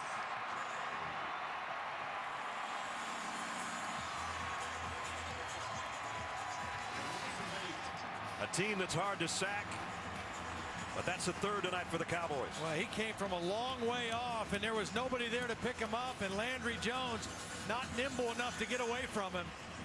And the frustration of an evening continue for Landry Jones. Tressway will punt, and the Cowboys should get great field position out of this again. Whoa, and they almost got Tressway again. He hits the turf. The fair catch is taken right about the 40-yard line by Cooper. Oklahoma State is making a statement tonight. They are. I mean, they are playing in every phase much better than their counterparts from Norman. I mean, they are dominating the football game. And they're going after every play. They're blitzing, they're going after the punts, they're attacking on offense. They almost got to that one again. And they got a little piece of Tressway's ankle, at least with a hand slap. Nothing called. Cowboys again in Sooner territory at the 40. They might want a big hit right here. Down the sideline, and a little miscommunication between receiver Justin Blackman and his quarterback.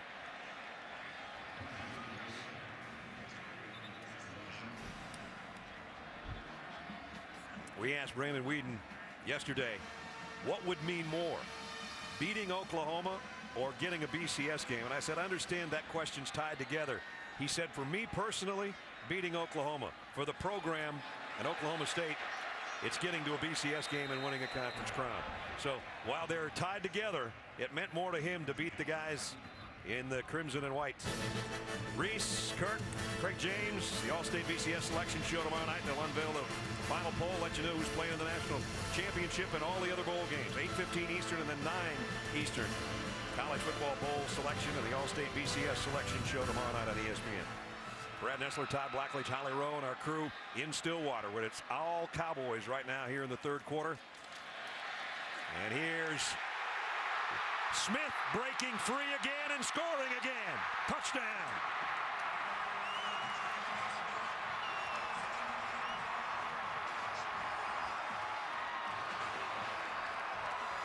He scored the first one of the night. Now he's got a 37-yarder to his credit.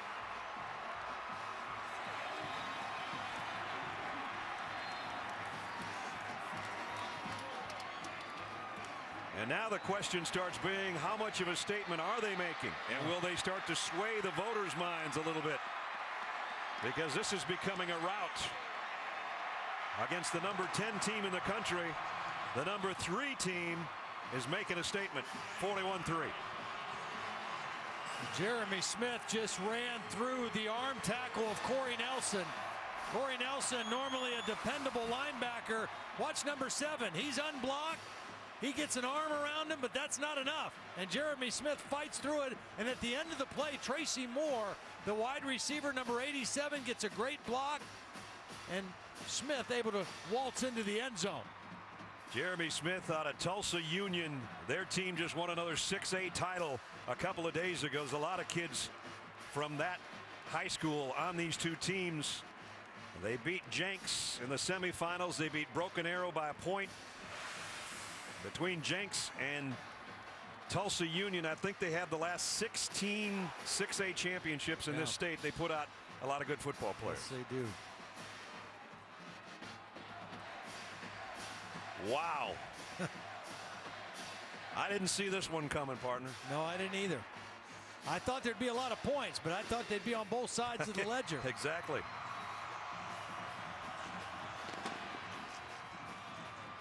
Sharp's kick might be returnable this time for Trey Franks. And flies across the 25 to about the 26-yard line as we check in with Robert Flores. All right, Brad, AT&T All-America Player of the Week nominee. Offense struggling. Honey Badger don't care. LSU's Tyrann Mathieu, 100-plus yards in punt returns, including a big one for a touchdown as LSU beats Georgia 42-10 in the SEC title game. They're on to the BCS National Championship game in New Orleans. Text vote to 55862. Question for you fellas. Is Tyrann Mathieu a Heisman finalist?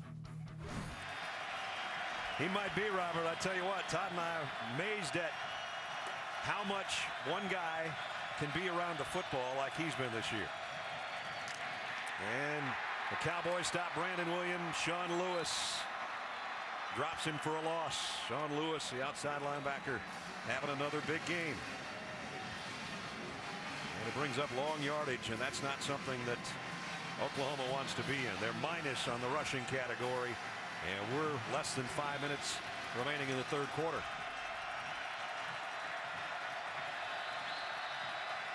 Second down and 12. Jones, and he has another one. His arm apparently hit as that just flops out of bounds near the 30-yard line. We're talking about Tyrann Mathieu, and yeah, he's one of mine. Is he? Yeah, he is. You know, in the thing that Joe Tessitore, the little Heismanology, last week when I sent my 3 guys in, he was one of my 3. And so nothing's changed your mind, that's for sure. No, outstanding player. Landry Jones, plenty of time this time, and drop ball. Finch didn't hold it. That's the way the night's been going for the Sooners. You know, I want to get back to a little bit. You were talking about the statement that Oklahoma State is making.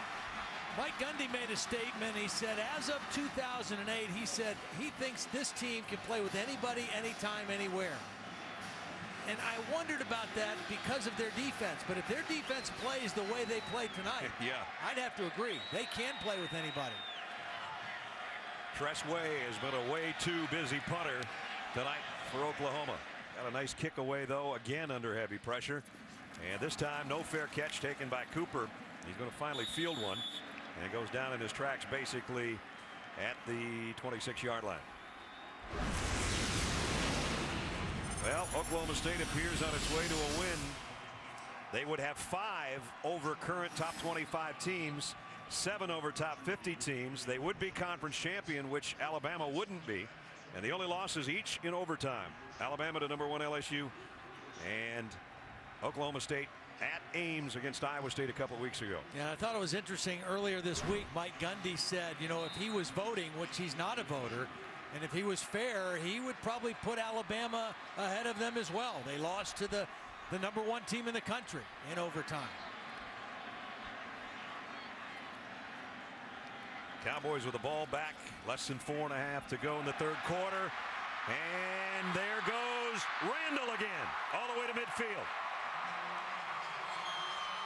Well, they're just ripping them now. Yeah, they are. I mean, it's just, you know, they feel it, they smell it, they taste it, and it's just full throttle.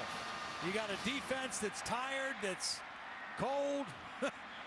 They don't want to tackle right now, and Oklahoma State just keeps it going. First down at the 48. Whedon flares it out. Randall, this time out of the backfield. He's got another first down and a lot more. Joseph Randall, who had some fumble problems in that loss to Iowa State, and he's holding on to everything tonight. Now Justin Blackman, we know he's a great receiver, the premier one in college football, possibly also doing his job as a blocker on the perimeter on that play for Randall.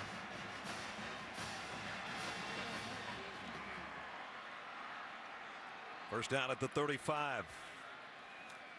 Inside handoff. And here goes Smith again. Wow, what a 1-2 punch Smith and Randall have been. 15 more yards. So it was 24 yards for Randall. 17 on a draw play. Now 15 for number 31, who's having a huge night. Well, and the Oklahoma State offensive staff has to be thrilled with the way they're running the football. That was the thing they knew they had to do better at coming into this game. Only 60 yards against Iowa State in that lone loss. Here's that little handoff on the inside fly sweep. Josh Stewart this time gets the carry and picks up about 3. So we're down to 3 remaining in the third quarter. Back in the red zone and up 41-3. Oklahoma State routing the Sooners right now.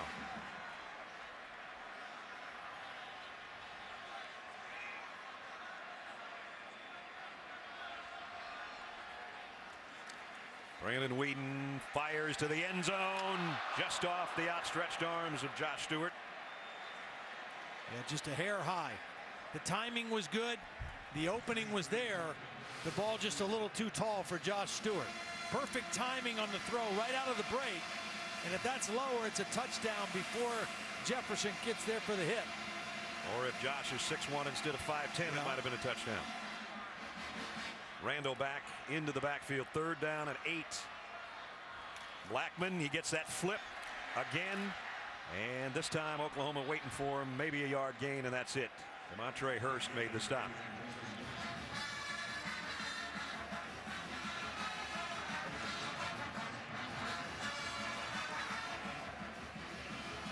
And out comes the field goal unit. Quinn Sharp's hit a couple tonight. 25 and 37. And this one's going to be right about 34.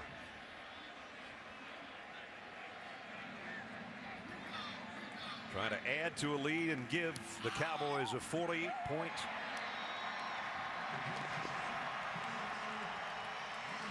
44-3 lead. And less than 2 minutes remaining. Mike Gundy, Todd was talking about, in talking with Mike, a lot of people felt like he wasn't really stumping for his team, and he said, you know what, the SEC, they should get the love. They had Florida, LSU 5 straight BCS titles, Florida a second time under Urban Meyer, and then Alabama and Nick Saban, and finally Gene Chizik, Cam Newton, the Heisman Trophy winner in Auburn, 5 straight.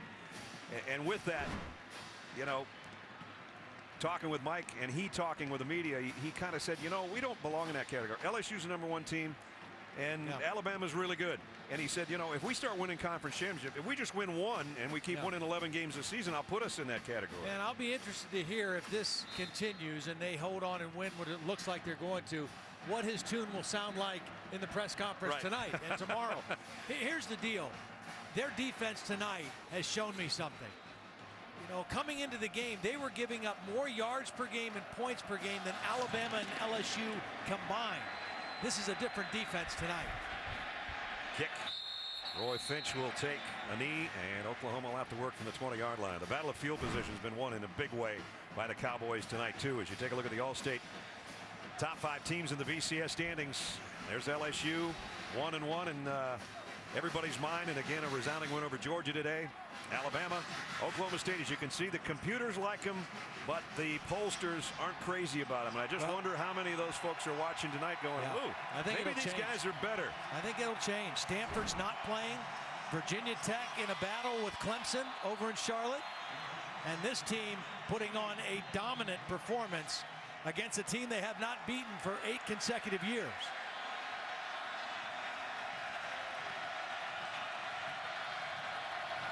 Less than 2 minutes to go, third quarter. I'm not sure there's anything the Sooners can do about this, but they're obviously going to keep trying for the next 17 minutes. On the ground, Millard, the fullback. Maybe they should have used him a little bit more tonight. He's a very versatile fullback. Great out of the backfield. That time got close to 10 if he didn't get 10 on the run.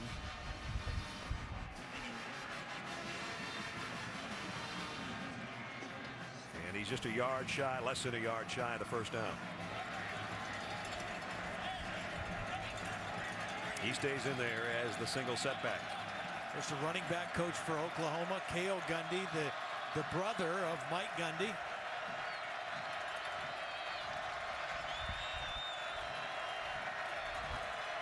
It is Millard again, got the first down, spins his way out for 4 before Levy made the hit. There's Cale. So brother against brother. Mike, the quarterback here, back in his day, there was a time when he was playing quarterback and they had some pretty good talent around him that they thought they were going to pull off an upset over what was considered the big brothers. The big brothers might be switching around a little bit tonight.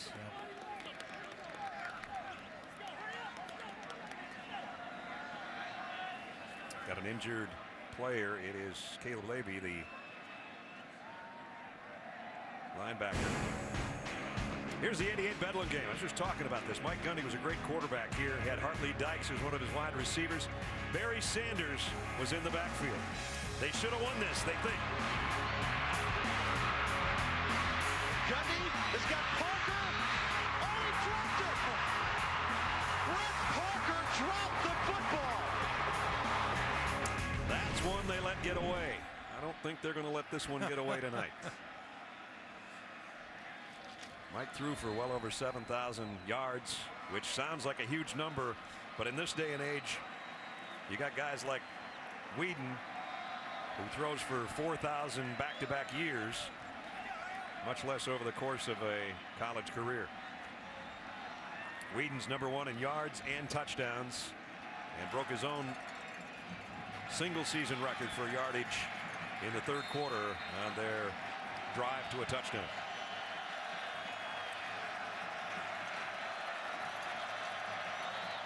First and 10, Sooners, final minute, third quarter. From their own 33. Play action. Landry Jones fires deep middle. That should have been caught, I thought, unless Sean Lewis got a hand in there to knock it out of Stills' gut. A pretty good throw. Kenny Stills, the intended receiver. You know, you have to wonder what difference, and I'm sure it would have made one, Ryan Broyles if he was on the field tonight. Well, Broyles and Whaley, again, 2 key offensive weapons that they've played the last part of this season without. Whaley, a physical runner, and Broyles, a do-everything receiver. Millard, another good run, another first down. Roderick Brown put the hit on him, but he got out to the 45, maybe the 46-yard line. I think that's why we're seeing Millard right now. I mean, he gives them a little strength. There's Dominic Whaley over there with the crutches. Again, broke his ankle on the first play against Kansas State, and he was a walk-on, and he was having this marvelous season. He will not be a walk-on in another month. He gets the first open scholarship in January.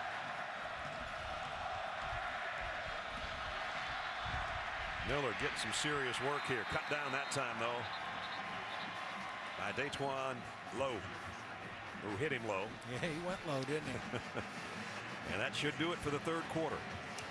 Already the Cowboys holding up 4 fingers. I don't blame them. This presentation of ESPN and ABC College Football presented by Southwest Airlines continues after this message and a word from our ABC stations. Set to start the fourth quarter in our Saturday Night Football presented by Southwest Airlines, and Oklahoma State is 15 minutes away from being Big 12 Conference champions and entering the BCS. 30-point wins in series history. The Sooners have had 26. Oklahoma State won. Oklahoma State has only won this battle 5 times since World War II. Tonight they are winning every battle and every war, and they almost intercepted another pass. Markel Martin got his hand on it. Well, I just think, again, from the very beginning, from the first possession, the Oklahoma State defense has shown up. I mean, they have played at a different level than they've played most of this season. And they've contested every play. I mean, Oklahoma has not had one big, easy play against this Cowboy defense tonight. 3rd and 10, Sooners. Jones in trouble again. Has to get rid of it. And it goes up in the 3rd row again. That's the second time there's been a football up there, and I'm sure they're not going to give it back. Nope, they are going to give it back. There's a sportsman. Pass intended for that guy. Yeah. Number 3 was in the area in the 2nd row, maybe. Either that or number 3 is 9 feet tall. Tress way to punt.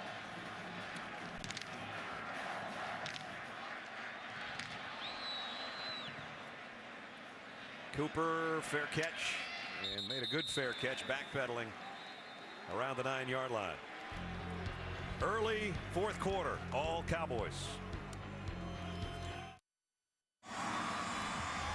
Get ready for bowl season with the ESPN Bowl-bound app, featuring video news and analysis, latest BCS standings, and weekly projections. ESPN's Bowl-bound app, free on iPhone and Android. Text BOWL to 43776 to download. Sooners right now are getting downloaded by the Cowboys here, 44-3. And Randall on the handoff. Brandon Whedon hasn't had to throw touchdown passes tonight. He's got these guys to work with. Having a decent night for just an average quarterback, but he's anything but average with his numbers. Yeah, and they've run the football. They came into the game averaging 161 yards on the ground, 182 now. And that takes a lot of pressure off the quarterback. And he has not been touched. Not even close.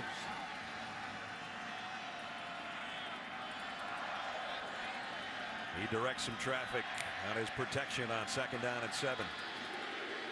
Taking his time and says, Justin Blackman, come now. And he'll give it off on the ground again to Randall. And again, a big chunk on the ground.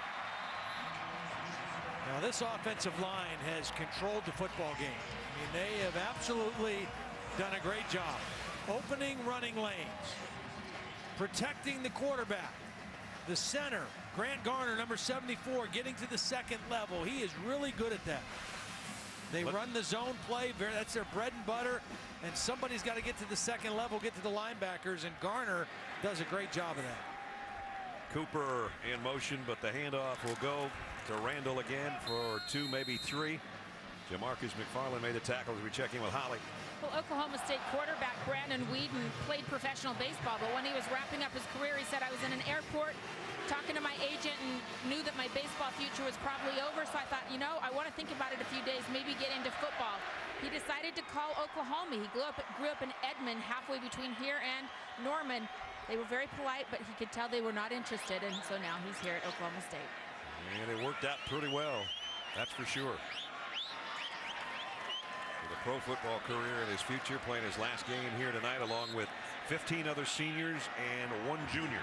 That junior being Justin Blackman, who was introduced tonight with the seniors because he's expected to be maybe the first wide receiver taken in the NFL draft next spring. And that senior class, more wins than any class in school history. This would be their 40th win tonight. Yep. Mike Gundy said they're responsible for the way people think of Oklahoma State now. And now they've set a program pattern. So the young guys behind him are going, okay, we got to keep this thing going. Whedon double clutch because he had a man right in his line of sight. First time he got knocked down. Yep. Because he had to double clutch on the quick screen. Jeremy Smith did make the catch but lost some yardage. So for the first time tonight, number 3 feels a hit from somebody in crimson and white. Corey Nelson came off the edge. But for the most part tonight, Bowie, Martinez, Garner, Taylor, Adcock, Graham, that front wall that Todd talked about, they have done a marvelous job protecting their quarterback and opening holes for their running backs. Quinn Sharp to punt. Fair catch taken at the 36 by Kenny Stills. 11:33 remaining.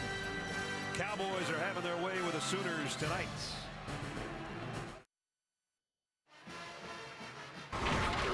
Saturday Night Football on ABC. Presented by Southwest Airlines. Find our fares online only at southwest.com. Chevrolet and their award-winning cars, trucks, and crossovers. And the Home Depot. More saving, more doing. That's the power of the Home Depot. Happy night if you're cheering for the Cowboys. Not so much if you're cheering for the Sooners. As we take a look at our Pacific Life game summary. Turnovers. Broderick Brown with an interception in the end zone. Stopped an Oklahoma drive.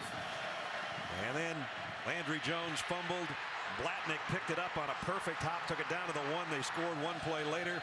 Then on a fan job on an attempted pass, Richetti Jones takes it in. And then another fumble recovery right here led to yet another Cowboy touchdown. Well, that's been their MO all season. Coming in, led the nation in forced turnovers.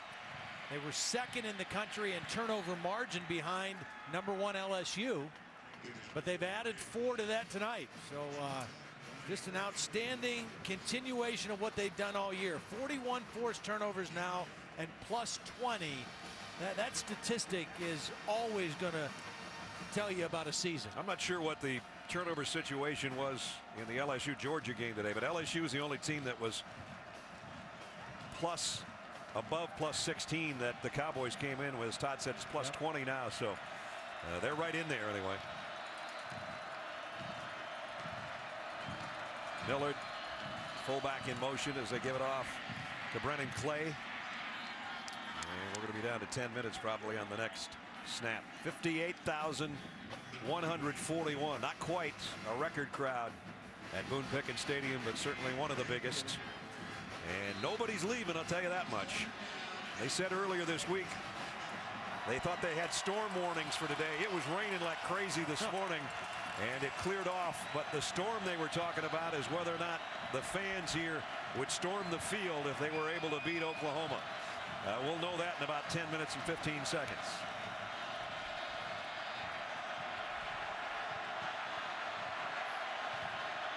I guess if ever they had a reason to come out on the field, it would be with what's going on tonight.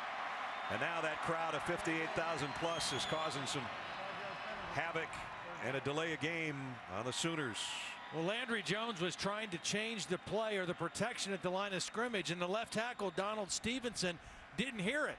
And he asked him to come back up and remake the call, and when they did that, they ran out of time.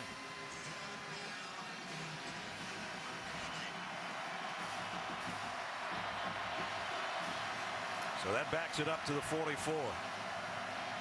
Under 10 minutes, nothing going right for Oklahoma.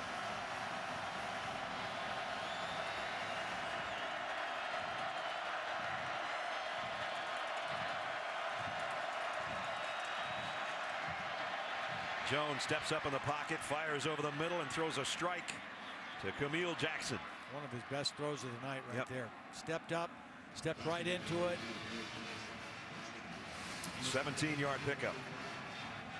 Right in front of the receiver. Perfect spot for the football.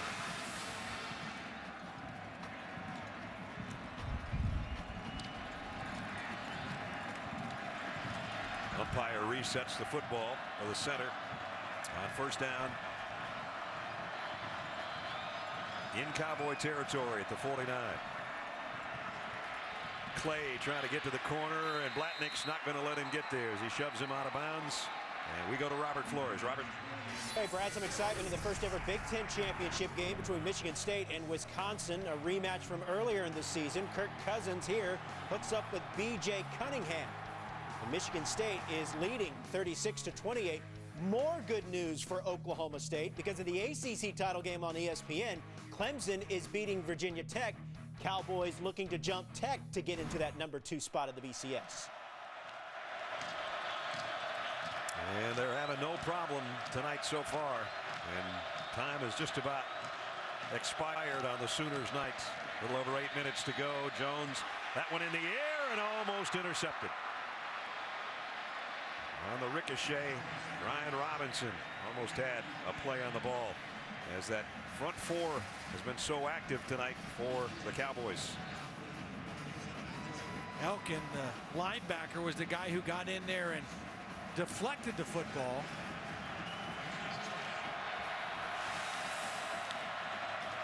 Jones loads and goes deep. Intercepted by Gilbert. Another turnover. +5 on the night. Wow.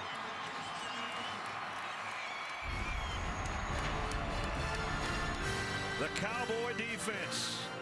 Ride 'em Cowboys. 44-3. The reaction in Afghanistan tonight for the Cowboy fans. I think the most interesting bet I heard about, two guys. The loser was going to have the mascot tattooed on his rear end.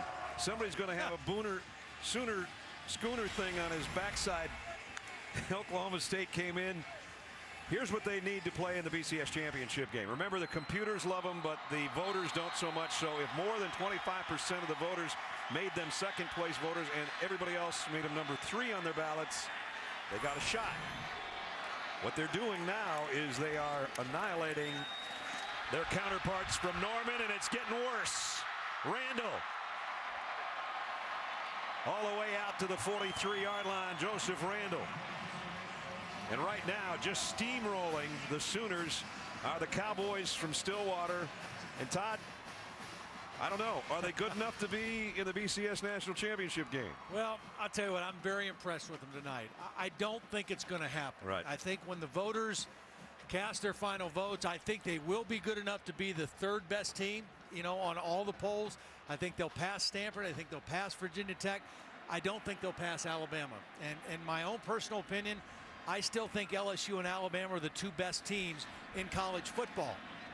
However, I, as a fan, would love to see this offensive football team go against either one of those defenses and see the Big 12 and the SEC in that kind of a matchup.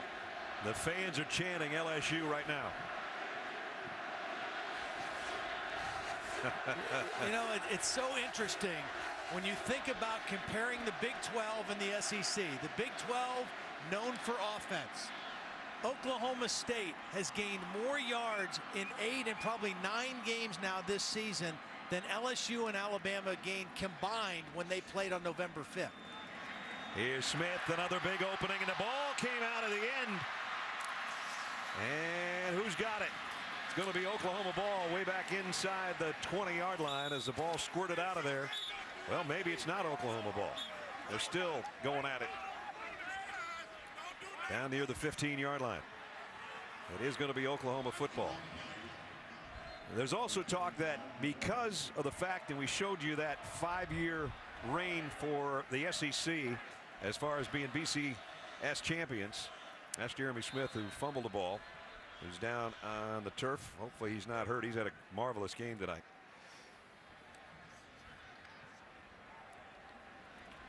But a lot of people think because of those BCS championship games and the reputation that the SEC has around the entire country by guys like us and other people, that maybe they get too much credit. That's the strongest conference. Is obviously the defenses of Alabama and LSU are unparalleled. But maybe guys like this deserve a little love and a chance. And like you said, everybody I've talked to said, you know what? We've already seen Alabama and LSU, and it was an overtime game, and it was a bunch of field goals, and it was a bunch of defense, and that's great if you love defense. But most people I talked to said, I would love to see somebody that can score 50 points a game, see if they can score enough to beat an LSU. Well, and that's an intriguing thought, you know, but I think what's going to still stay in the minds of most voters is Alabama's loss was to the #1 team in the country in overtime. And it was a game that really they controlled and should have won, but they didn't.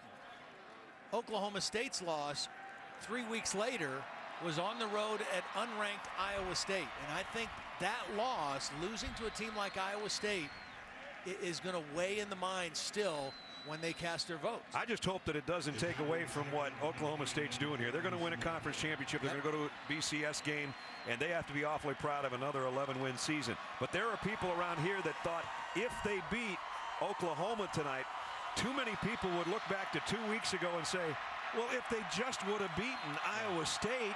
Now they're still look at it that they're way. taking the next step as a program. I mean, they are taking the next step, an outright conference championship, a BCS bowl game, even if it's not the championship game, a huge step in the right direction for this program because they're moving themselves into a new stratosphere as one of the elite programs in college football with a win here tonight. They're doing what Oregon did in the late 90s when they finally got in the Rose Bowl picture. They're doing what Wisconsin did in the early 90s to make their first Rose Bowl in 31 years under Barry Alvarez. That's what Oklahoma State is doing right now. They're making a statement, and they're moving the program to the next level where they're going to be a perennial bowl team and maybe always be in the hunt to go to the BCS or to be possibly involved in a national championship game. Roy Finch on the biggest run of the night after that fumble recovery, 33 yards for Finch. Some of the great signs we're seeing now, I'm not sure they were holding those things up earlier in the ball game, but they certainly have reason to with 6:22 to go.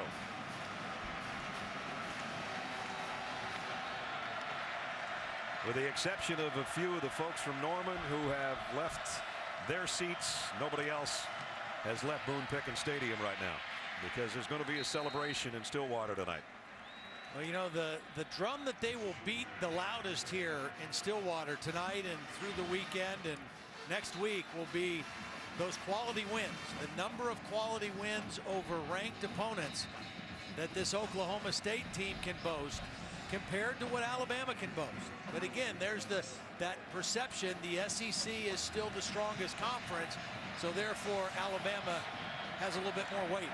Again, this will be the 5th win over a BCS top 25 team for Oklahoma State.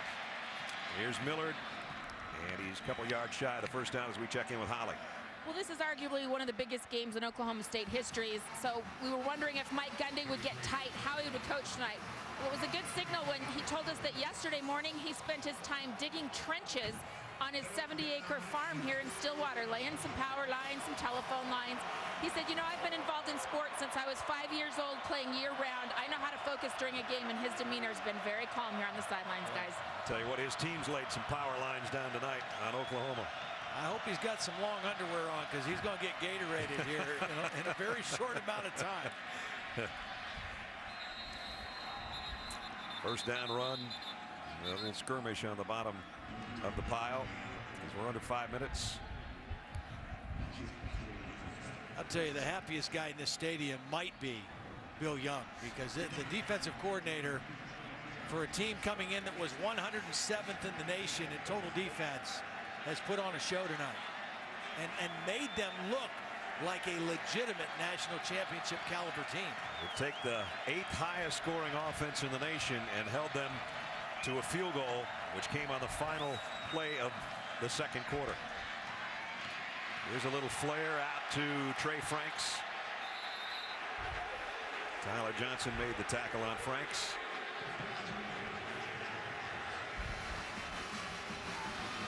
And Franks limping off as he did earlier in this half.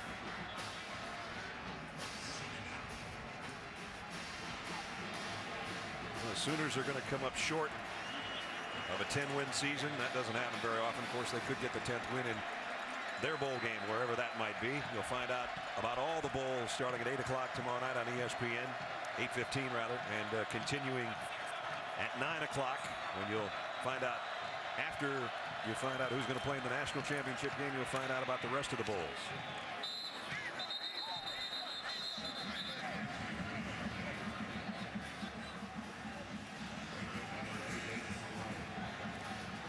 Sooners had won 4 of the last 5 Big 12 crowns. And they had won the last 8 straight in this Bedlam matchup. There's another nice stop by Sean Lewis, who's had a huge game. The sophomore out of Missouri City, Texas. Well, he did a great job of running down the line of scrimmage. He came off the edge, saw the handoff, and then straight down the line of scrimmage to make a play for the stop short of the first down. 4th and a long one. Blake Bell's in for the first time tonight, the short yardage quarterback. They haven't had any short yardage or goal line situations, so he hadn't had a chance to play. How about that? He's been such a big part of their offense over the last 4 or 5 weeks. First time in the game. Redshirt freshman, all 6'6", 250 pounds of him. And he'll just run it behind his blockers, and he's got the first down. He might have a touchdown, and does. Bell for the score, the first touchdown of the night for Oklahoma. 29-yard rumble. Most of his runs have been inside. This time they take it outside. Jaden Bird, number 53, with a key block right on the edge. And a little different look out of that power formation, the Belldozer package. And Blake Bell gets his 10th rushing touchdown of the season. That's tops on the team. But it's way too little and way too late. Well, it was a good-looking play. And he's the future at quarterback for the Sooners.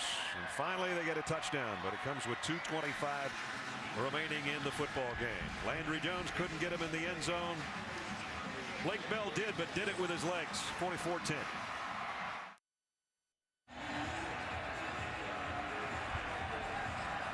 In Afghanistan, morning now. Breakfast has already been served, and notice has been served on the Sooners by Oklahoma State tonight. We'll take a look at our Pacific Live game summary. 247 yards on the ground for the Cowboys. Turnover story 5-1 now, and that led to the only Sooner touchdown after Jeremy Smith fumbled.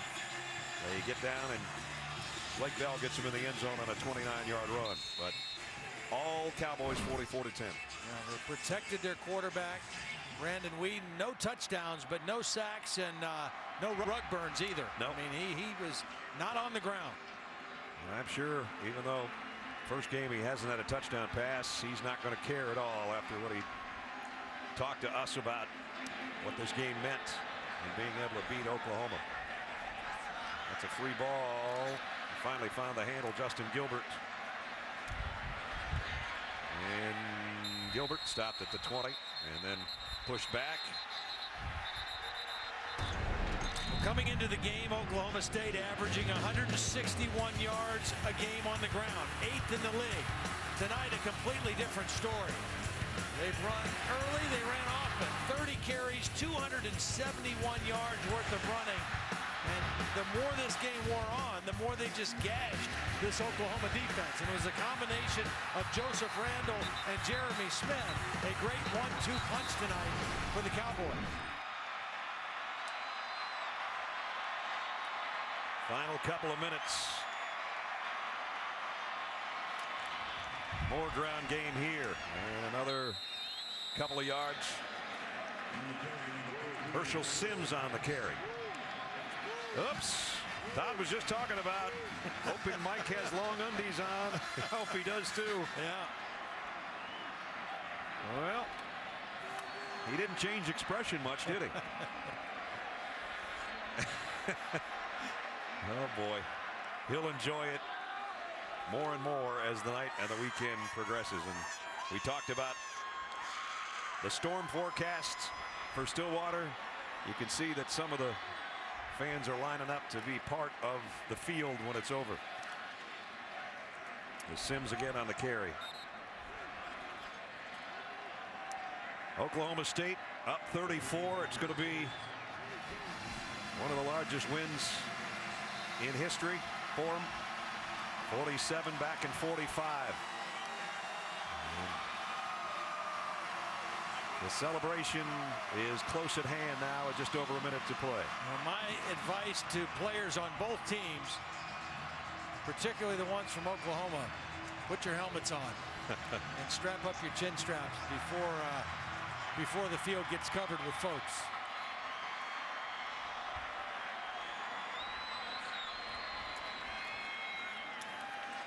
Herschel Sims getting a few carries here at the very end. We might or might not have another snap. You're number one in the Big 12, Spider-Man. Tell you that much.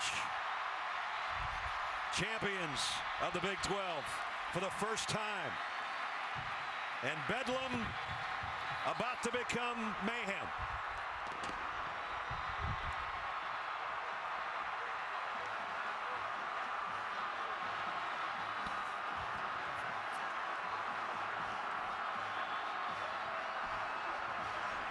Congratulations to the Cowboys of Oklahoma State. They snap an 8-game losing skid to the Sooners, and they are Big 12 champions headed to the BCS. Here's Holly. Well, Coach Gundy, this is the first time you've been able to beat Oklahoma, but how do you describe beating them like this?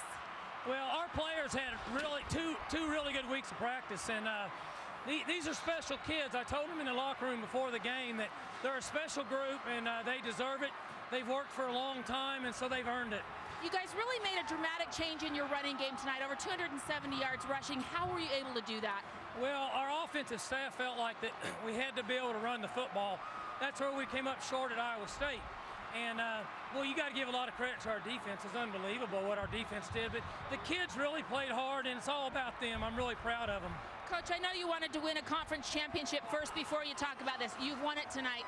Now how do you make your case for this team deserving a shot at the national championship? Well, I think people have to decide whether they want to see a 9-6 game or a 39-36 game. And I think this is the opportunity for people to find out how good the defense is in the SEC. We'd love to have that challenge. I think our defense is better than what other people say. So, you know, last week, you know, I said Alabama should be there.